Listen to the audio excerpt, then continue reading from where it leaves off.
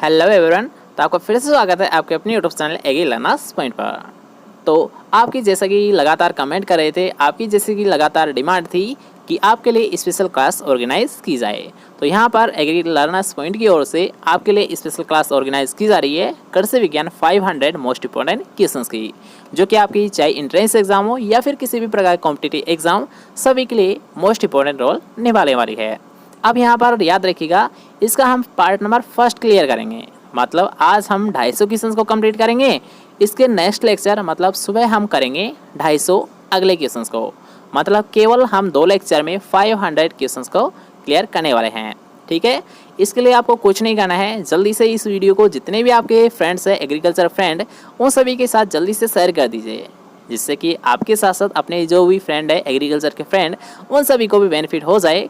By chance आपको आपके साथ साथ उनको भी कुछ क्वेश्चंस याद हो जाएंगे, जिससे कि एग्जाम में कुछ बेनिफिट हो जाएगा। 5 या 10 नंबर का या फिर 20 नंबर का, कितने भी क्वेश्चंस आ सकते हैं। ठीक है, 500 क्वेश्चंस है और लगभग वही क्वेश्चन है जो कि आपको लगातार पूछे जाते हैं, जो कि रिपीटेड क्वेश्चन है, आपसे कई बार एग्जाम में पूछे गए हैं। ठीक है, तो चलिए आज की वीडियो को स्टार्ट करते हैं। इससे पहले जो भी नई स्टूडेंट है तो उनसे स्पेशली बोलना चाहूँगा कि जल्दी से चैनल को सब्सक्राइब करिए और जो पास का बेल आइकन आएगा तो इसे ऑल पर जरूर दबा देना, जिससे जब भी हमारे कोई नई वीडियो अपलोड की जाएगी तो उसका नोटिफिकेशन आपको साथ साथ मिलता रहेगा। ठीक है, तो जल्दी से बेल आइकन को ऑल पर दबा दीजिए, जिससे कि आपको सभी नोटिफिकेशन साथ साथ मिलता रहे। ठीक है, इसके साथ साथ एक और बात याद रखिएगा कि इस वीडियो को आपको फुल्ली वॉच करना है। ठीक है, शुरुआत से लेकर अंत तक आपको एक बार ज़रूर देख लेना है, जिससे कि आपके सभी क्वेश्चंस वीडियो के साथ ही क्लियर हो जाए। ठीक है, बिल्कुल भी आपको स्किप नहीं करना है, वीडियो को आपको फुल्ली वॉच करना है शुरुआत से लेकर अंत तक। ठीक है, तो चलिए बिना कोई टाइम वेस्ट किए आज की वीडियो को स्टार्ट करते हैं। आज कुछ नया सीख लेते हैं। तो आज का हमारा फर्स्ट क्वेश्चन है कि भैंस में गर्भावधि समय कितने दिन का होता है या फिर होता है। तो याद रखना, अगर हम बात करते हैं भैंस, तो भैंस में तो कितने दिन का होता है, जो गेस्ट्रेशन पीरियड होता है ये होता है 310 दिन का।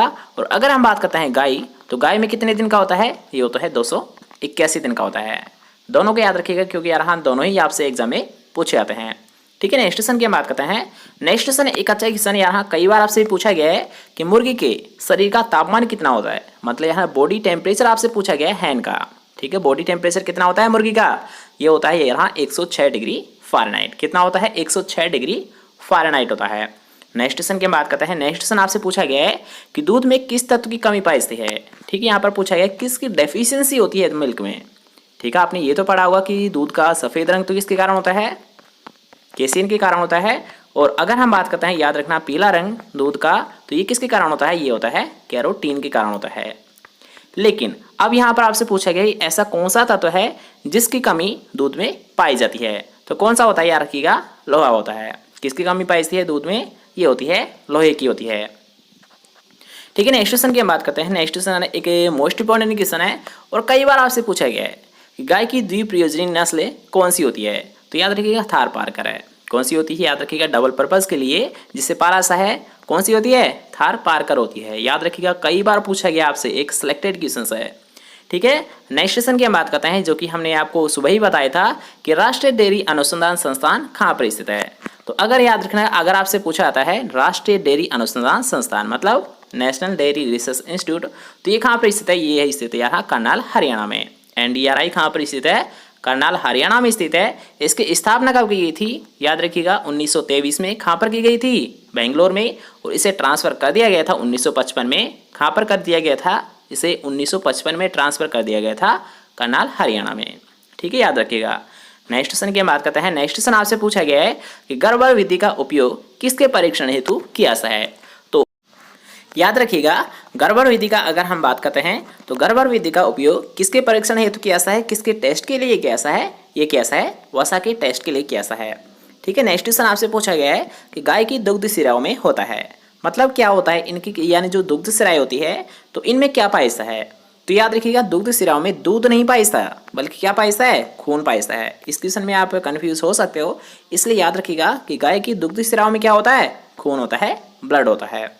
ठीक है, नेक्स्ट क्वेश्चन है जो कि यहाँ एक इंपॉर्टेंट क्वेश्चन है और यहाँ आपको ये कई बार पूछा गया है कि भारत में कपास की एक गांठ, एक बाल का वजन कितना होता है, वेट कितना होता है। ठीक है, यहाँ पर आपसे पूछा है प्रति बाल कितना वेट होता है। तो अगर हम बात करते हैं प्रति बाल, तो इसका जो वेट होता है ये होता है 170 किलोग्राम होता है। अगर हम बात करते हैं जूट, तो जूट का कितना होता है, जूट का होता है यहाँ प्रति बोल का 180 किलोग्राम। और अगर आपसे पूछा था पटसन, तो पटसन का कितना होता है, पटसन का यहाँ प्रति बोल 181 किलोग्राम उसका वजन होता है, उसका वेट होता है। दोबारा से देख लीजिए कि अगर आपसे पूछा जाता है कपास का एक गांठ का वजन तो कितना होता है, 170 किलोग्राम होता है। जूट का अगर आपसे पूछा जाता है कि कपास की जगह आपको जूट देखने को मिल रहा है कि जूट की एक गांठ का वजन कितना होता है, तो 180 किलोग्राम प्रति बोल। अगर आपसे पूछा जाता है पटसन की प्रति बोल मतलब एक गांठ का वजन कितना होता है, तो वो होता है 181 किलोग्राम। ठीक है, याद रखिएगा, तीनों को आप एक साथ याद रखिएगा क्योंकि यहाँ तीनों में से आपको कोई सा भी क्वेश्चन देखने को मिल सकता है एग्जाम में। ठीक है, नेक्स्ट क्वेश्चन की बात करते हैं। तो नेक्स्ट क्वेश्चन आपसे पूछा गया है कि मक्का की संकर किस्म है, तो इनमें से कौन सी मक्का की संकर किस्म है।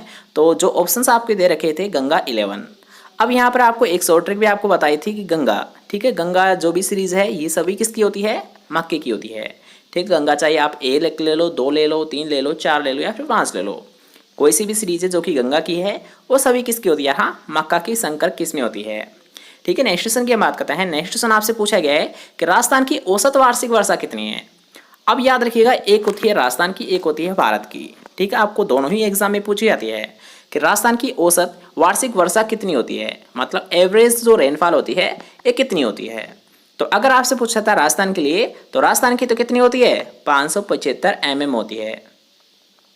याद रखिएगा, राजस्थान की औसत वार्षिक वर्षा कितनी होती है, 575 मिलीमीटर होती है। और अगर आपसे पूछा था सेंटीमीटर में, याद रखिएगा दोनों में ये एग्जाम में पूछा गया है कि आपसे पूछा था एक तो mm में पूछा था, एक आपसे पूछा था सेंटीमीटर में। तो राजस्थान की जो एवरेज रेनफॉल होती है प्रति वर्ष, तो वो कितनी होती है, वो होती है यहाँ 575 mm होती है। और अगर आपसे पूछा था सेंटीमीटर में, तो आप इसे mm को सेंटीमीटर में कैसे कन्वर्ट करोगे, कैसे बदलोगे, तो इसे हम यहाँ एक डॉट यहाँ पर लगा देंगे, मतलब यहाँ 57.52 सेंटीमीटर होती है। और अगर आपसे mm में पूछा जाता है, मिलीमीटर में अगर आपसे वार्षिक वर्षा पूछी जाती है तो कितनी होती है, 575 mm होती है, मिलीमीटर होती है, और 57.5 सेंटीमीटर होती है। ठीक है, ये बात हुई राजस्थान की। अब अगर हम बात करते हैं भारत में वार्षिक वर्षा, औसत वार्षिक वर्षा कितनी होती है, तो ये होती है यहाँ 1190 mm होती है। कितनी होती है, 1190 मिलीमीटर होती है वार्षिक वर्षा भारत में। ठीक है, नेक्स्ट क्वेश्चन की हम बात करते हैं। तो नेक्स्ट क्वेश्चन आपसे पूछा गया अरहर की इष्टतम बीज दर कितनी होती है। तो याद रखिएगा, अगर हम बात करते हैं इष्टतम बीज दर अरहर की, तो ये होती है 12 से 15 किलोग्राम प्रति हेक्टेयर। कितनी होती है अरहर की सीड रेट, ये होती है 12 से 15 किलोग्राम प्रति हेक्टेयर। नेक्स्ट क्वेश्चन आपसे पूछा गया है कार्थेमस टिंटोरियस किसका वैज्ञानिक नाम होता है। तो कार्थेमस टिंटोरियस किसका होता है, कुसुम का होता है, सेफ फ्लावर का होता है, कुसुम का होता है, सेफ फ्लावर का होता है, क्या होता है, कार्थेमस टिंटोरियस होता है। नेक्स्ट क्वेश्चन आपसे पूछा गया है कि वातावरण में कार्बन डाइऑक्साइड की औसत सांद्रता कितनी होती है। अब यहाँ पर यहाँ वातावरण में आपसे पूछा गया है कार्बन डाइऑक्साइड की सांद्रता। ठीक है, सांद्रता आपसे पूछी गई है, न कि प्रतिशत आपसे पूछा गया है। याद रखिए, ये भी आपको दोनों ही टाइप में एग्जाम में देखने को मिल जाता है ये क्वेश्चन। तो याद रखिएगा, अगर आपसे पूछा था सांद्रता, तो सांद्रता तो कितनी होती है वातावरण में कार्बन डाइऑक्साइड की, ये होती है 300 ppm होती है। अब यहाँ पर ppm की फुल फॉर्म क्या होती है, पार्ट पर मिलियन। याद रखिएगा, ppm की फुल फॉर्म क्या होती है, पार्ट पर मिलियन। ठीक है, अब अगर मान लीजिए आपको सांद्रता में पूछा आता है, तो आपको राइट आंसर क्या बताना है, 300 ppm बताना है। लेकिन अगर आपको यहाँ पर प्रतिशत में पूछ लिया है क्वेश्चन, तो आपको क्या बताना है, तो आपको बताना है 0.03% होती है। दोनों को याद रखिएगा, दोनों को आप नोट कर सकते हो कि वातावरण में कार्बन डाइऑक्साइड की जो सांद्रता होती है वो तो कितनी होती है, 300 ppm होती है। और अगर आपसे पूछा जाता है प्रतिशत, तो कितना प्रतिशत होता है, ये होता है 0.03% होता है। ठीक है, याद रखिएगा। नेक्स्ट क्वेश्चन की बात करते हैं। नेक्स्ट क्वेश्चन आपसे पूछा गया है कि वर्षे में नाइट्रोजन स्थिरीकरण करने वाला बैक्टीरिया कौन सा होता है। अब यहाँ पर याद रखिएगा, जो नाइट्रोजन का फिक्सेशन गैस है, नाइट्रोजन का जो फिक्सेशन गैस है, ये कौन सा बैक्टीरिया होता है, ये आपसे पूछा गया है। तो मान लीजिए आपको राइजोबियम बैक्टीरिया या फिर राइजोबियम होता है, राइजोबियम तो आप जानते हो कि राइजोबियम स्पीसीज के द्वारा नाइट्रोजन का फिक्सेशन किया जाता है, नाइट्रोजन का स्थिरीकरण है ये राइजोबियम के द्वारा किया जाता है। लेकिन इसकी स्पीसीज आपको याद रखनी है, क्योंकि यहाँ स्पीसीज तो आपसे एग्जाम में पूछी जाती है कि वर्षे में जो नाइट्रोजन का फिक्सेशन किया जाता है, नाइट्रोजन का स्थिरीकरण किया जाता है, वो किस स्पीसीज के द्वारा किया जाता है। तो अगर आपसे पूछता है बरसीम के लिए, तो कौन सी स्पीसीज होती है, यहाँ ट्राइफोलाई होती है। कौन सी स्पीसीज होती है, याद रखिएगा कि बरसीम में नाइट्रोजन स्थिरीकरण करने वाले बैक्टीरिया की ये होती है राइजोबियम ट्राइफोलाई होती है। अब अगर मान लीजिए ये आपको याद नहीं हो रहा है तो आपको ऐसे याद करना है कि बरसीम का जो नाम होता है वो बोटनिकल नेम ये होता है क्या है, ट्राइफोलियम एल्केजेंड्रम होता है। आपको इसे कैसे याद रखना है यार, हाँ बरसीम का बोटनिकल नेम क्या होता है, इसका होता है ट्राइफोलियम एल्केजेंड्रम होता है। मतलब यहाँ पर आपको क्या दिख रहा है, ट्राइफोलाई दिख रहा है। ठीक है, आपको इसका बोटनिकल नेम में ही, इसके वानस्पतिक नाम में ही क्या दिख रहा है, ट्राइफोलाई दिख रहा है। ठीक है, ट्राइफोलियम मतलब ट्राइफोलाई। तो इसका जो नाइट्रोजन का फिक्सेशन कैसा है, नाइट्रोजन का स्थिरीकरण कैसा है, ये किस बैक्टीरिया स्पीसीज के द्वारा कैसा है, ये कैसा है, ट्राइफोलाई स्पीसीज के द्वारा कैसा है। ठीक है, सिंपल वे में आपको याद हो गया कि किसके द्वारा कैसा है, राइजोबियम ट्राइफोलाई के द्वारा कैसा है। ठीक है, नेक्स्ट क्वेश्चन की हम बात करते हैं। तो नेक्स्ट क्वेश्चन आपसे पूछा गया आवश्यक पादप पोषकता तो नहीं है, तो यार हाँ पौधों को आयोडीन की जरूरत नहीं होती है। नेक्स्ट क्वेश्चन की हम बात करते हैं। नेक्स्ट क्वेश्चन एक सिलेक्टेड क्वेश्चन है, एक वेरी वेरी इंपॉर्टेंट क्वेश्चन है कि आलू से ट्यूबर या कंद बनने के लिए सबसे अनुकूल तापमान कितना होता है। मतलब यहाँ पर आपसे पूछा है ऑप्टिमम जो टेम्परेचर होता है, उपयुक्त जो तापमान होता है वो कितना होता है। तो याद रखिए कंद बनने के लिए ये होता है 18 डिग्री सेंटीग्रेड तापमान होता है। कितना होता है, याद रखिए कंद बनने के लिए ये होता है 18 डिग्री सेंटीग्रेड तापमान होता है। नेक्स्ट क्वेश्चन आपसे पूछा गया है कि सोयाबीन का उत्पत्ति स्थान, तो उत्पत्ति स्थान क्या है सोयाबीन का, ये होता है चाइना होता है। सोयाबीन का उत्पत्ति स्थान कौन सा है, चाइना है। ठीक है, नेक्स्ट क्वेश्चन की बात करते हैं। नेक्स्ट क्वेश्चन आपसे पूछा गया है कि सिंगल सुपर फास्फेट में सल्फर की प्रतिशत मात्रा कितनी होती है। तो याद रखिएगा अगर आपसे पूछा था एसएसपी, तो एसएस में सल्फर तो कितना होता है 12% होता है। और अगर आपसे पूछता है फास्फोरस, तो फास्फोरस कितना होता है, इसमें होता है 16% होता है। याद रखिएगा आपसे पूछा जा सकता है कि सिंगल सुपर फास्फेट में फास्फोरस कितना होता है 16% होता है और सल्फर कितना होता है 12% होता है। दोनों को याद रखिएगा, स्पेशली आपसे पूछा जा सकता है। ठीक है, कि सल्फर 12% और फास्फोरस 16% पाया है। नेक्स्ट क्वेश्चन आपसे पूछा गया है कि कैंट एक प्रमुख किस्म है। तो याद रखिएगा अगर हम बात करते हैं कैंट, तो याद रखिएगा ये किसकी होती है, जई की भी होती है और सोयाबीन की भी होती है।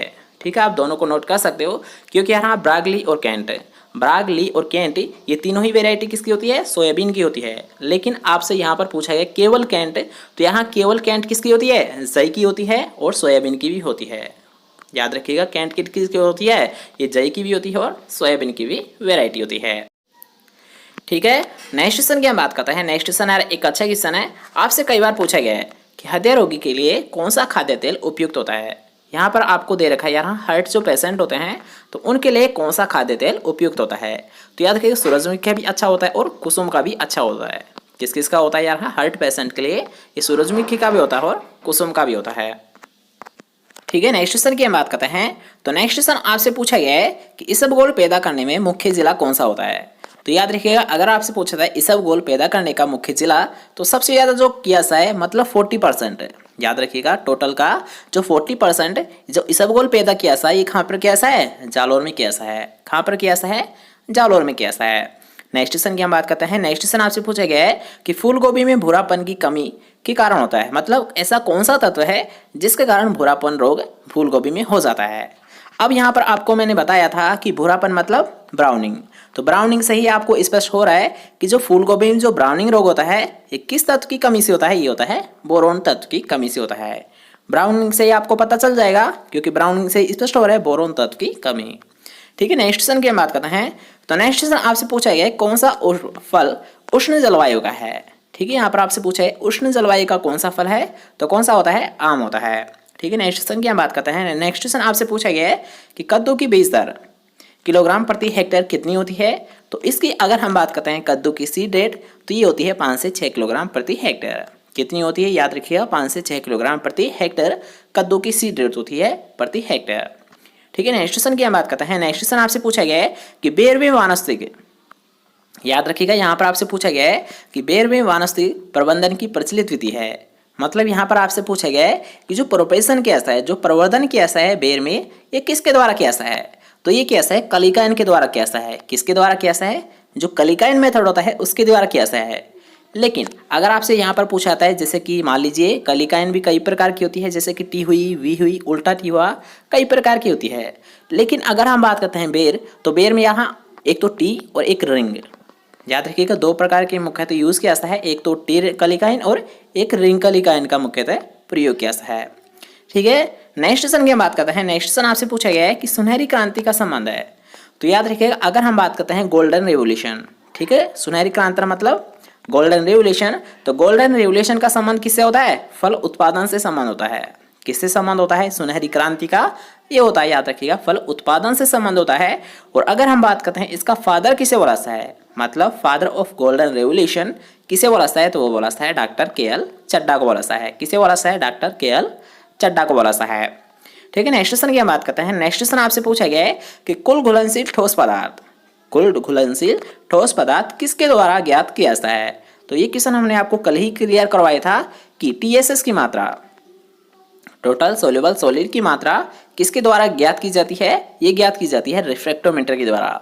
याद रखिएगा, टीएसएस मतलब टोटल सोल्यूबल सॉलिड की मात्रा किसके द्वारा ज्ञात की जाती है? ये ज्ञात की जाती है रिफ्रैक्टोमीटर के द्वारा। नेक्स्ट क्वेश्चन आपसे पूछा गया है कि अर्का सूर्यमुखी एक उन्नत किस्म है। तो अगर हम बात करते हैं, याद रखिएगा, अर्का सूर्यमुखी, तो ये किसकी होती है? कद्दू की होती है। नेक्स्ट क्वेश्चन है जो कि यहाँ एक अच्छा क्वेश्चन है, आपसे पूछा गया है कई बार एग्जाम में कि फलों को पकाने में उपयोगी हार्मोन कौन सा होता है? तो होता है यहाँ इथाइलिन हार्मोन होता है। फलों को पकाने में कौन सा उपयोगी हार्मोन है? वो होता है यहाँ इथाइलिन होता है। और इथाइलिन मुख्यतः यहाँ दो प्रकार का होता है। कौन कौन सा होता है? एक होता है गैस फॉर्म में, एक होता है द्रव रूप में। तो अगर हम बात करते हैं यहाँ गैस फॉर्म में कौन सा होता है, तो इथेफोन होता है। कौन सा होता है? इथेफोन गैसीय फॉर्म में होता है। और द्रव फॉर्म में कौन सा होता है? इथेरेल होता है। इथेरेल होता है द्रव फॉर्म में, और गैस फॉर्म में कौन सा होता है? इथेफोन होता है। इथेफोन का प्रयोग मुख्यतः यहाँ गन्ना फसल में कैसा है, ये याद रखिएगा। ये क्वेश्चन आपसे पूछा जा सकता है कि जो इथेफोन का यूज कैसा है, ये किस फसल में कैसा है? ये कैसा है? गन्ना फसल में कैसा है। और इथेरेल का सबसे ज्यादा प्रयोग कहाँ पर कैसा है? केले के लिए कैसा है? किसके लिए कैसा है? केले के लिए कैसा है। ठीक है, याद रखिएगा। नेक्स्ट क्वेश्चन की बात करते हैं। नेक्स्ट क्वेश्चन आपसे पूछा गया है कि किस फल में विटामिन सी की सर्वाधिक मात्रा पाई जाती है? तो अब यहाँ पर याद रखिएगा, विटामिन सी की मात्रा आपसे पूछी गई है। तो अगर आपसे पूछा था सबसे ज्यादा, तो सबसे ज्यादा किस में होती है? बारबेडस सेरी में होती है। किस में होती है सबसे ज्यादा? ये होती है यहाँ बारबेडस सेरी। लेकिन जब आपको मान लीजिए ऑप्शन में बारबेडस सेरी नहीं देखने को मिल रहा है, तब आपका राइट आंसर क्या होगा? यहाँ आंवले में होता है। ठीक है, मान लीजिए अगर आपको आंवला देखने को मिल रहा है ऑप्शन में, तो आपका राइट आंसर क्या होगा? आंवला होगा। लेकिन मान लीजिए आंवला और बारबेडस सेरी आपको दोनों ही जब ऑप्शन में देखने को मिल रहे हैं, तब आपका राइट आंसर क्या होगा? बारबेडस सेरी, क्योंकि यहाँ आंवले से ज्यादा विटामिन सी किस में पाया जाता है? बारबेडस चेरी में पाया जाता है। ठीक है, बारबेडस सेरी से कम किस में पाया जाता है? आंवले में। आंवले से कम किस में पाया जाता है? अमरूद में पाया जाता है। ठीक है, इन तीनों को आपको स्पेशली याद रखना है। नेक्स्ट क्वेश्चन आपसे पूछा है जेली में कुल घुलनशील ठोस पदार्थ। कुल घुलनशील ठोस पदार्थ का मतलब क्या होता है? टीएसएस कितना होता है। ठीक है, तो इसमें टीएसएस की मात्रा कितनी होती है? 65% होती है। और अगर आपसे पूछा था जैम में टीएसएस की मात्रा, तो होती है 65 से 68% होती है। याद रखिएगा, जैम में थोड़ा सा अधिक होता है, मतलब 65 से 68% है। और अगर आपसे पूछता है जेली, तो जेली में कितना होता है? कुल घुलनशील ठोस पदार्थ ये होता है 65% होता है। ठीक है, याद रखिएगा। नेक्स्ट क्वेश्चन आपसे पूछा है एप्पल कलर एक किस्म है, तो ये किसकी होती है? ये होती है, याद रखिएगा, अमरूद की होती है। एप्पल कलर किसकी महत्वपूर्ण वेराइटी होती है? ये होती है अमरूद की होती है। अब यहाँ पर याद रखिएगा कि आपको ये सभी क्वेश्चन है, मान लीजिए आपकी कल है एग्जाम है, ठीक है, तो याद रखिएगा आप सभी को, मान लीजिए आप ट्रेवल कर रहे हो, आप सफ़र कर रहे हो, चाहे वो ट्रेन में कर रहे हो, बस में कर रहे हो, तो ये वीडियो आपको जब काम आने वाली है। ठीक है, मान लीजिए आप अभी कंप्लीट इसे नहीं देख पा रहे हो, इसका सेकंड लेक्चर भी शायद सुबह आ जाएगा, तो आप इन दोनों लेक्चर को याद रखिएगा। जब आपकी मान लीजिए कल एग्जाम है, तो आज आपको इन दोनों लेक्चर को और स्पेशली क्लासेस आपकी याद रखना प्लेलिस्ट में मिल जाएगी। एग्रीकल्चर स्पेशल क्लासेस के नाम से आपको एक अलग प्लेलिस्ट बना दी गई है। तो उसमें जितनी भी जो वीडियो है आपके लिए, जितनी भी क्लास लगाई गई है एग्रीकल्चर स्पेशल क्लासेस की, उन सभी वीडियो को एक बार ज़रूर देख लेना।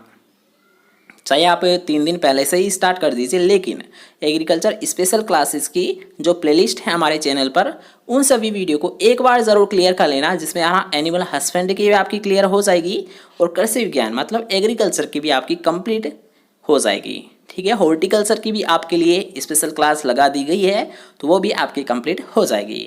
तो याद रखिएगा, ज़्यादातर क्वेश्चन से आपको स्पेशल क्लासेस से मिल जाएंगे, कोई दिक्कत नहीं है। ठीक है, बस आपको कुछ नहीं करना है, बस जब भी आपका मन नहीं करे पढ़ने में, तब आपको क्या करना है, मोबाइल का यूट्यूब खोल के बैठ जाना है, हमारे चैनल की स्पेशल क्लासेस प्लेलिस्ट में चले जाना है, वहाँ से आपको सभी वीडियोज़ को कंप्लीटली वॉच कर लेना है। ठीक है, इतना सा कर लिया मतलब आपका सब कुछ याद हो गया। ठीक है, याद रखिएगा। अब आते हैं हमारे नेक्स्ट क्वेश्चन पर।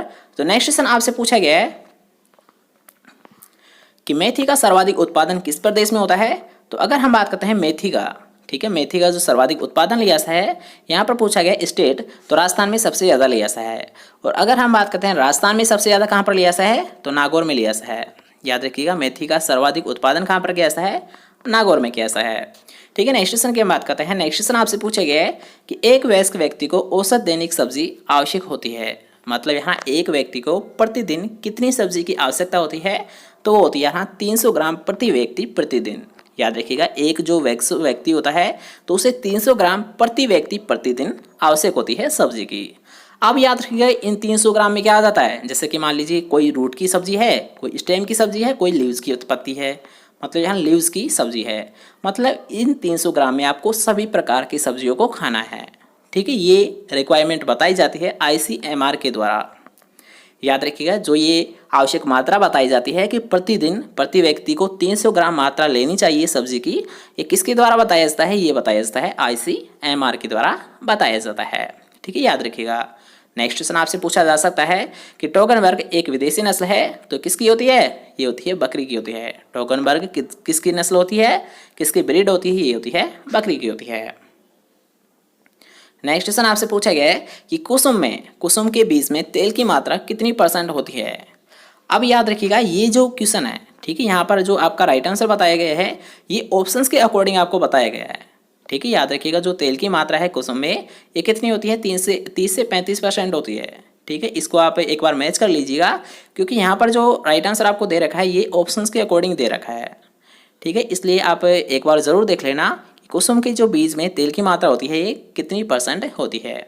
ठीक है, नेक्स्ट क्वेश्चन की हम बात करते हैं कि अंधी गुड़ाई संभव है। तो अंधी गुड़ाई किस में की जाती है, ये की जाती है गन्ने में की जाती है। किस में की जाती है, गन्ने में की जाती है। अब ये अंधी गुड़ाई होती क्या है, ये भी तो आपको पता होना चाहिए। तो याद रखिएगा, ब्लाइंड होइंग। सबसे पहले तो यार इससे इंग्लिश में क्या बोला सा है, ब्लाइंड होइंग बोला सा है, ब्लाइंड होइंग बोला सा है। अब ये होता क्या है कि मान लीजिए आपने गन्ने की सोविंग कर दी, बुआई कर दी, तो इसका अंकुरण होने से पूर्व हम क्या करते हैं, होइंग कर देते हैं। क्या करते हैं, हम होइंग कर देते हैं। तो इसी को बोला जाता है ब्लाइंड होइंग। मतलब जर्मिनेशन से पहले होइंग करना क्या कहलाता है, ब्लाइंड होइंग कहलाता है। ठीक है, याद हुआ क्वेश्चन। नेक्स्ट क्वेश्चन की बात करते हैं। जैसे कि हमने आपको अभी बताया था कि भारत की औसत वार्षिक वर्षा कितनी होती है, 1190 मिलीमीटर होती है। भारत की औसत वार्षिक वर्षा कितनी होती है, 1190 मिलीमीटर होती है। और राजस्थान की कितनी होती है, 575 मिलीमीटर होती है। ठीक है, याद रखिएगा। नेक्स्ट क्वेश्चन की हम बात करते हैं। नेक्स्ट क्वेश्चन आपसे पूछा गया है वातावरण में कार्बन डाइऑक्साइड की मात्रा होती है, मतलब कितने % होती है, यहाँ पर आपसे पूछा गया है। तो हमने आपको बताया था कि अगर आपसे पूछा था सांद्रता में, तो सांद्रता में तो कितनी होती है कार्बन डाइऑक्साइड की मात्रा, ये होती है 300 ppm होती है। कितनी होती है, 300 ppm होती है। और अगर आपसे पूछा था प्रतिशत में, तो प्रतिशत में कितना होता है, 0.03% होता है। याद रखिएगा, दोबारा से देख लीजिए, ये एक अच्छा क्वेश्चन है, आपको कई बार पूछा गया है एग्जाम में कि वातावरण में कार्बन डाइऑक्साइड की मात्रा कितनी होती है। अगर आपसे पूछा था प्रतिशत, तो प्रतिशत में आपको कितना बताना है, 0.03% होता है। और अगर आपसे पूछा था सांद्रता, तो सांद्रता कितनी होती है, 300 ppm होती है। ठीक है, याद रखिएगा। नेक्स्ट क्वेश्चन की हम बात करते हैं। नेक्स्ट क्वेश्चन आपसे पूछा गया है कि मेथी का वैज्ञानिक नाम क्या होता है। तो मेथी का वैज्ञानिक नाम क्या है, ट्राइगोनेला फोइनम। याद रखिएगा, मेथी का वैज्ञानिक नाम क्या होता है, ट्राइगोनेला फोइनम ग्रेकम होता है। नेक्स्ट क्वेश्चन यहाँ एक इंपॉर्टेंट क्वेश्चन है, एक वेरी वेरी इंपॉर्टेंट क्वेश्चन है। याद रखिएगा कि स्टूलिंग किस फसल में प्रचलित प्रवर्धन विधि है। मतलब जो प्रोपेशन कैसा है, प्रवर्धन मतलब जो प्रोपेशन कैसा है, ये किस फसल में कैसा है, ये कैसा है, अमरूद में कैसा है, स्टूलिंग। याद रखिएगा, स्टूलिंग को माउंट लेयरिंग के नाम से भी जाना जाता है। ठीक है, माउंट जो मेथड होता है उसके नाम से भी इसे जाना जाता है। वैसे आपको जो ज़्यादातर पूछा जाता है एग्जाम में, ये स्टूलिंग ही पूछा जाता है। ठीक है, स्टूलिंग ही के ही नाम से आपको एग्जाम में ये क्वेश्चन देखने को मिल जाता है। तो आपको डायरेक्ट याद रखना है कि स्टूलिंग किस फसल में प्रचलित प्रवर्धन विधि है, ये होता है अमरूद में होता है। ठीक है, नेक्स्ट क्वेश्चन की हम बात करते हैं। नेक्स्ट क्वेश्चन आपसे पूछा गया है कि संकर बैंगन में बीज की दर कितनी होती है। यहाँ पर आपसे पूछा है बीज की दर मतलब सीड रेट कितनी होती है हाइब्रिड स्प्रिंजल की। तो कितनी होती है, याद रखिएगा, संकर बैंगन की बीज दर ये होती है 250 ग्राम प्रति हेक्टेयर। कितनी होती है, याद रखिएगा शंकर बैंगन की बीज दर ये होती है 250 ग्राम प्रति हेक्टेयर होती है। ठीक है, नेक्स्ट क्वेश्चन की हम बात करते हैं। तो नेक्स्ट क्वेश्चन आपसे पूछा गया एक कॉमन क्वेश्चन है और कई बार आपसे पूछा गया है कि फूल गोभी में विप्टेल किस तत्व की कमी से होता है। तो आप सभी को पता है किससे होता है यार, हाँ विप्टेल रोग ये होता है मोलिब्डेनम तत्व की कमी से होता है। याद रखिएगा एक कॉमन क्वेश्चन है, एक सिलेक्टेड क्वेश्चन है और परमानेंट क्वेश्चन है। ठीक है, फूल गोभी में विप्टेल रोग किस तत्व की कमी से होता है, मोलिब्डेनम तत्व की कमी से होता है। नेक्स्ट क्वेश्चन आपसे पूछा गया है कि ठंडी जलवायु का फल है, तो याद रखिएगा टेम्परेट, जिसे यहाँ टेम्परेट बोला सा है। तो टेम्परेट क्लाइमेट के कौन कौन से फ्रूट होते हैं, वो होते हैं सेब और नाशपाती होते हैं। ठंडी जलवायु या फिर टेम्परेट क्लाइमेट के कौन से होते हैं, वो होते हैं सेब और नाशपाती होते हैं। नेक्स्ट क्वेश्चन आपसे पूछा गया है कि तरबूज में प्रति हेक्टेयर कितने किलो बीज की आवश्यकता होती है। तो वो होती है यहाँ 3 से 4 किलोग्राम प्रति हेक्टेयर। तरबूज में प्रति हेक्टेयर कितने किलोग्राम बीज की आवश्यकता होती है, ये होती है 3 से 4 किलोग्राम प्रति हेक्टेयर। ठीक है, नेक्स्ट क्वेश्चन है। नेक्स्ट क्वेश्चन आपसे पूछा है हनी ड्यू और Pusa delicious. Honey due, Coorg Honey due या फिर पूसा डेलिशियस, ये दोनों ही किसकी होती है, ये होती है पपीते की होती है। किसकी होती है यहाँ, हनी ड्यू और पूसा डेलिशियस ये किस में होती है, पपीते की होती है। ठीक है, नेक्स्ट क्वेश्चन की हम बात करते हैं। नेक्स्ट क्वेश्चन आपसे पूछा गया है कि फसलों को पानी से बचाने के लिए, फसलों को पाले से बचाने के लिए कितने % सल्फ्यूरिक अम्ल का हम छिड़काव करेंगे। अब याद रखिए यहाँ पर आपसे पूछा है सल्फ्यूरिक अम्ल, तो सल्फ्यूरिक अम्ल का फॉर्मूला भी तो आपको पता होना चाहिए कि H2SO4। H2SO4 का जो प्रयोग किया जाता है, तो ये कितना % इसका छिड़काव किया जाता है। तो याद रखिएगा फसलों को पाले से बचाने के लिए सल्फ्यूरिक अम्ल जिसका फॉर्मूला होता है H2SO4, इसका कितने % का छिड़काव किया जाता है, केवल केवल और केवल 0.1% का छिड़काव किया जाता है। याद रखिएगा ये भी एक सिलेक्टेड क्वेश्चन है और कई बार आपसे पूछा गया है कि पाले से बचाने के लिए सल्फ्यूरिक अम्ल का कितना % छिड़काव किया जाता है, ये किया जाता है 0.1% किया जाता है। नेक्स्ट क्वेश्चन आपसे पूछा गया है गांठ गोभी बोई जाती है, तो ये बोई से यहाँ रबी सीजन में। ठीक है, नेक्स्ट क्वेश्चन की हम बात करते हैं। नेक्स्ट क्वेश्चन आपसे पूछा गया है कि जैम में कुल घुलनशील ठोस पदार्थ की मात्रा होती है। तो ये क्वेश्चन आपको अभी बताया था हमने कि जेली में आपसे पूछा जाता है TSS की मात्रा, कुल घुलनशील ठोस पदार्थ, तो ये कितना होता है 65% होता है। और अगर आपसे पूछा जाता है जैम, तो जैम में कितना होता है TSS, ये होता है 65 से 68% होता है। याद रखिएगा जेली में कितना 65% और जैम में कितना 65 से 68%। ओके, नेक्स्ट क्वेश्चन की हम बात करते हैं। नेक्स्ट क्वेश्चन आपसे पूछा गया है कि एबेल मोस्कस एस्कुलेंटम वानस्पतिक नाम है, तो ये किसका होता है, किस फसल का होता है, एबेल मोस्कस एस्कुलेंटस, ये होता है याद रखिएगा भिंडी का होता है। और भिंडी को यहाँ फिंगर, लेडी फिंगर के नाम से भी इसे जाना सा है। भिंडी का एक और नाम है लेडी फिंगर। याद रखिएगा लेडी फिंगर किसे बोला सा है, भिंडी को ही बोला सा है। ओकरा या लेडी फिंगर किसे बोला सा है, भिंडी को ही बोला जाता है। नेक्स्ट क्वेश्चन आपसे पूछा गया है कि मानव आहार में प्रतिदिन सब्जियों की आवश्यकता होती है, तो कितनी होती है, अभी आपको बताया गया था 300 ग्राम की होती है प्रति व्यक्ति प्रतिदिन। और ये जो मात्रा दी जाती है 300 ग्राम, ये किस संस्था के द्वारा दी जाती है, ये दी जाती है ICMR के द्वारा दी जाती है। किसके द्वारा दी जाती है ये सांद्रता या फिर ये जो मात्रा दी जाती है प्रतिदिन, ये दी जाती है ICMR के द्वारा। ठीक है, नेक्स्ट क्वेश्चन हम बात करेंगे। नेक्स्ट क्वेश्चन आपसे पूछा गया है कि बूंद बूंद सिंचाई सबसे अधिक उपयोगी है, तो ये किन फसलों के लिए होती है, याद रखिएगा ड्रिप इरिगेशन। तो ड्रिप इरिगेशन सबसे अधिक उपयुक्त होती है फल वाली सब्जियों के लिए या फिर फल वाली फसलों के लिए। ठीक है, फ्रूट्स जो क्रॉप होती है, वैसे तो यहाँ फल और सब्जियों दोनों के लिए होती है, लेकिन मुख्यतः याद रखिएगा यहाँ पर आपसे पूछा है मुख्यतः यानी सबसे ज़्यादा कहाँ पर इनका प्रयोग किया जाता है, ड्रिप इरिगेशन का। तो ड्रिप इरिगेशन का सबसे ज़्यादा प्रयोग किया जाता है फ्रूट क्रॉप्स के लिए। ठीक है, याद रखिएगा। अब अगर हम बात करते हैं बूंद बूंद सिंचाई मतलब ड्रिप इरिगेशन है, इसे कहाँ से लाया गया था भारत में, तो याद रखिएगा जो ड्रिप इरिगेशन है इसे लाया गया था इजराइल से। कहाँ से लाया गया था, इजराइल से इसे लाया गया था भारत में। ठीक है, ये भी एक मोस्ट इंपॉर्टेंट है और ये भी आपसे कई बार पूछा गया है। नेक्स्ट क्वेश्चन आपसे पूछा गया है कि एकांतर फलन समस्या है, तो ये क्वेश्चन हमने आपको कई बार बताया है कि एकांतर फलन किसकी समस्या होती है, आम फसल की होती है। अब ये होता क्या है, एक साल फल आना एक साल फल नहीं आना, एक साल फल आना एक साल फल नहीं आना, तो ये किसकी प्रॉब्लम होती है, ये होती है आम की होती है। ठीक है, नेक्स्ट क्वेश्चन की हम बात करते हैं। नेक्स्ट क्वेश्चन आपसे पूछा गया है कि गोला की एक किस्म है, मतलब किसकी होती है गोला, तो ये आम की नहीं होती बल्कि बेर की होती है। याद रखिएगा गोला किसकी किस्म होती है, बेर की किस्म होती है। ठीक है, नेक्स्ट क्वेश्चन की हम बात करते हैं। नेक्स्ट क्वेश्चन एक मोस्ट इंपॉर्टेंट है और ये भी आपको एग्जाम में देखने को मिल जाता है। तो इसका भी आपको स्पेशली याद रखना होगा कि अगर आपसे पूछा था साइलेज की मात्रा, ठीक है, साइलेज में की मतलब साइलेज में नमी की मात्रा तो कितनी परसेंट होती है, ये होती है 60 से 70% होती है। और अगर आपसे पूछा था हे, तो हे में कितनी होती है, केवल यहाँ 15 से 20% होती है। अब इसे आप मान लीजिए कैसे याद रखोगे कि साइलेज में अधिक होती है फिर हे में अधिक होती है, ये भी तो आपको पता होना चाहिए, क्योंकि आपको दोनों में कन्फ्यूजन हो सकता है, दोनों में आपको डाउट हो सकता है। तो इसे आपको कैसे क्लियर करना है, इसे आपको क्लियर करना ही, याद रखिएगा कि साइलेज को गड्ढे में तैयार किया जाता है, साइलेज को जिस गड्ढे में तैयार किया जाता है उसे बोला जाता है साइलो। एक बात यहाँ पर याद रखिएगा आपको कि साइलेज जिस गड्ढे में तैयार किया जाता है, ठीक है, उसे बोला जाता है साइलो। मतलब इसे गड्ढे में तैयार किया जाता है, ये आपको पता चल गया कि साइलेज किस में तैयार किया जाता है, गड्ढे में। तो अब आपको ये पता है कि मान लीजिए कोई चीज़ गड्ढे में पड़ी है तो उसका जो वाष्पीकरण होता है ये कम होता है, ठीक है, मतलब उसमें नमी की हानि है ये कम होगी। तो याद रखिएगा कि साइलेज में कितनी होती है नमी की मात्रा, ये होती है 60 से 70% है। लेकिन अगर हम बात करते हैं हे, तो हे को याद रखिए खुले मैदान में पड़ रख देगा, मतलब यार इसे छाया में हम सुखा देते हैं।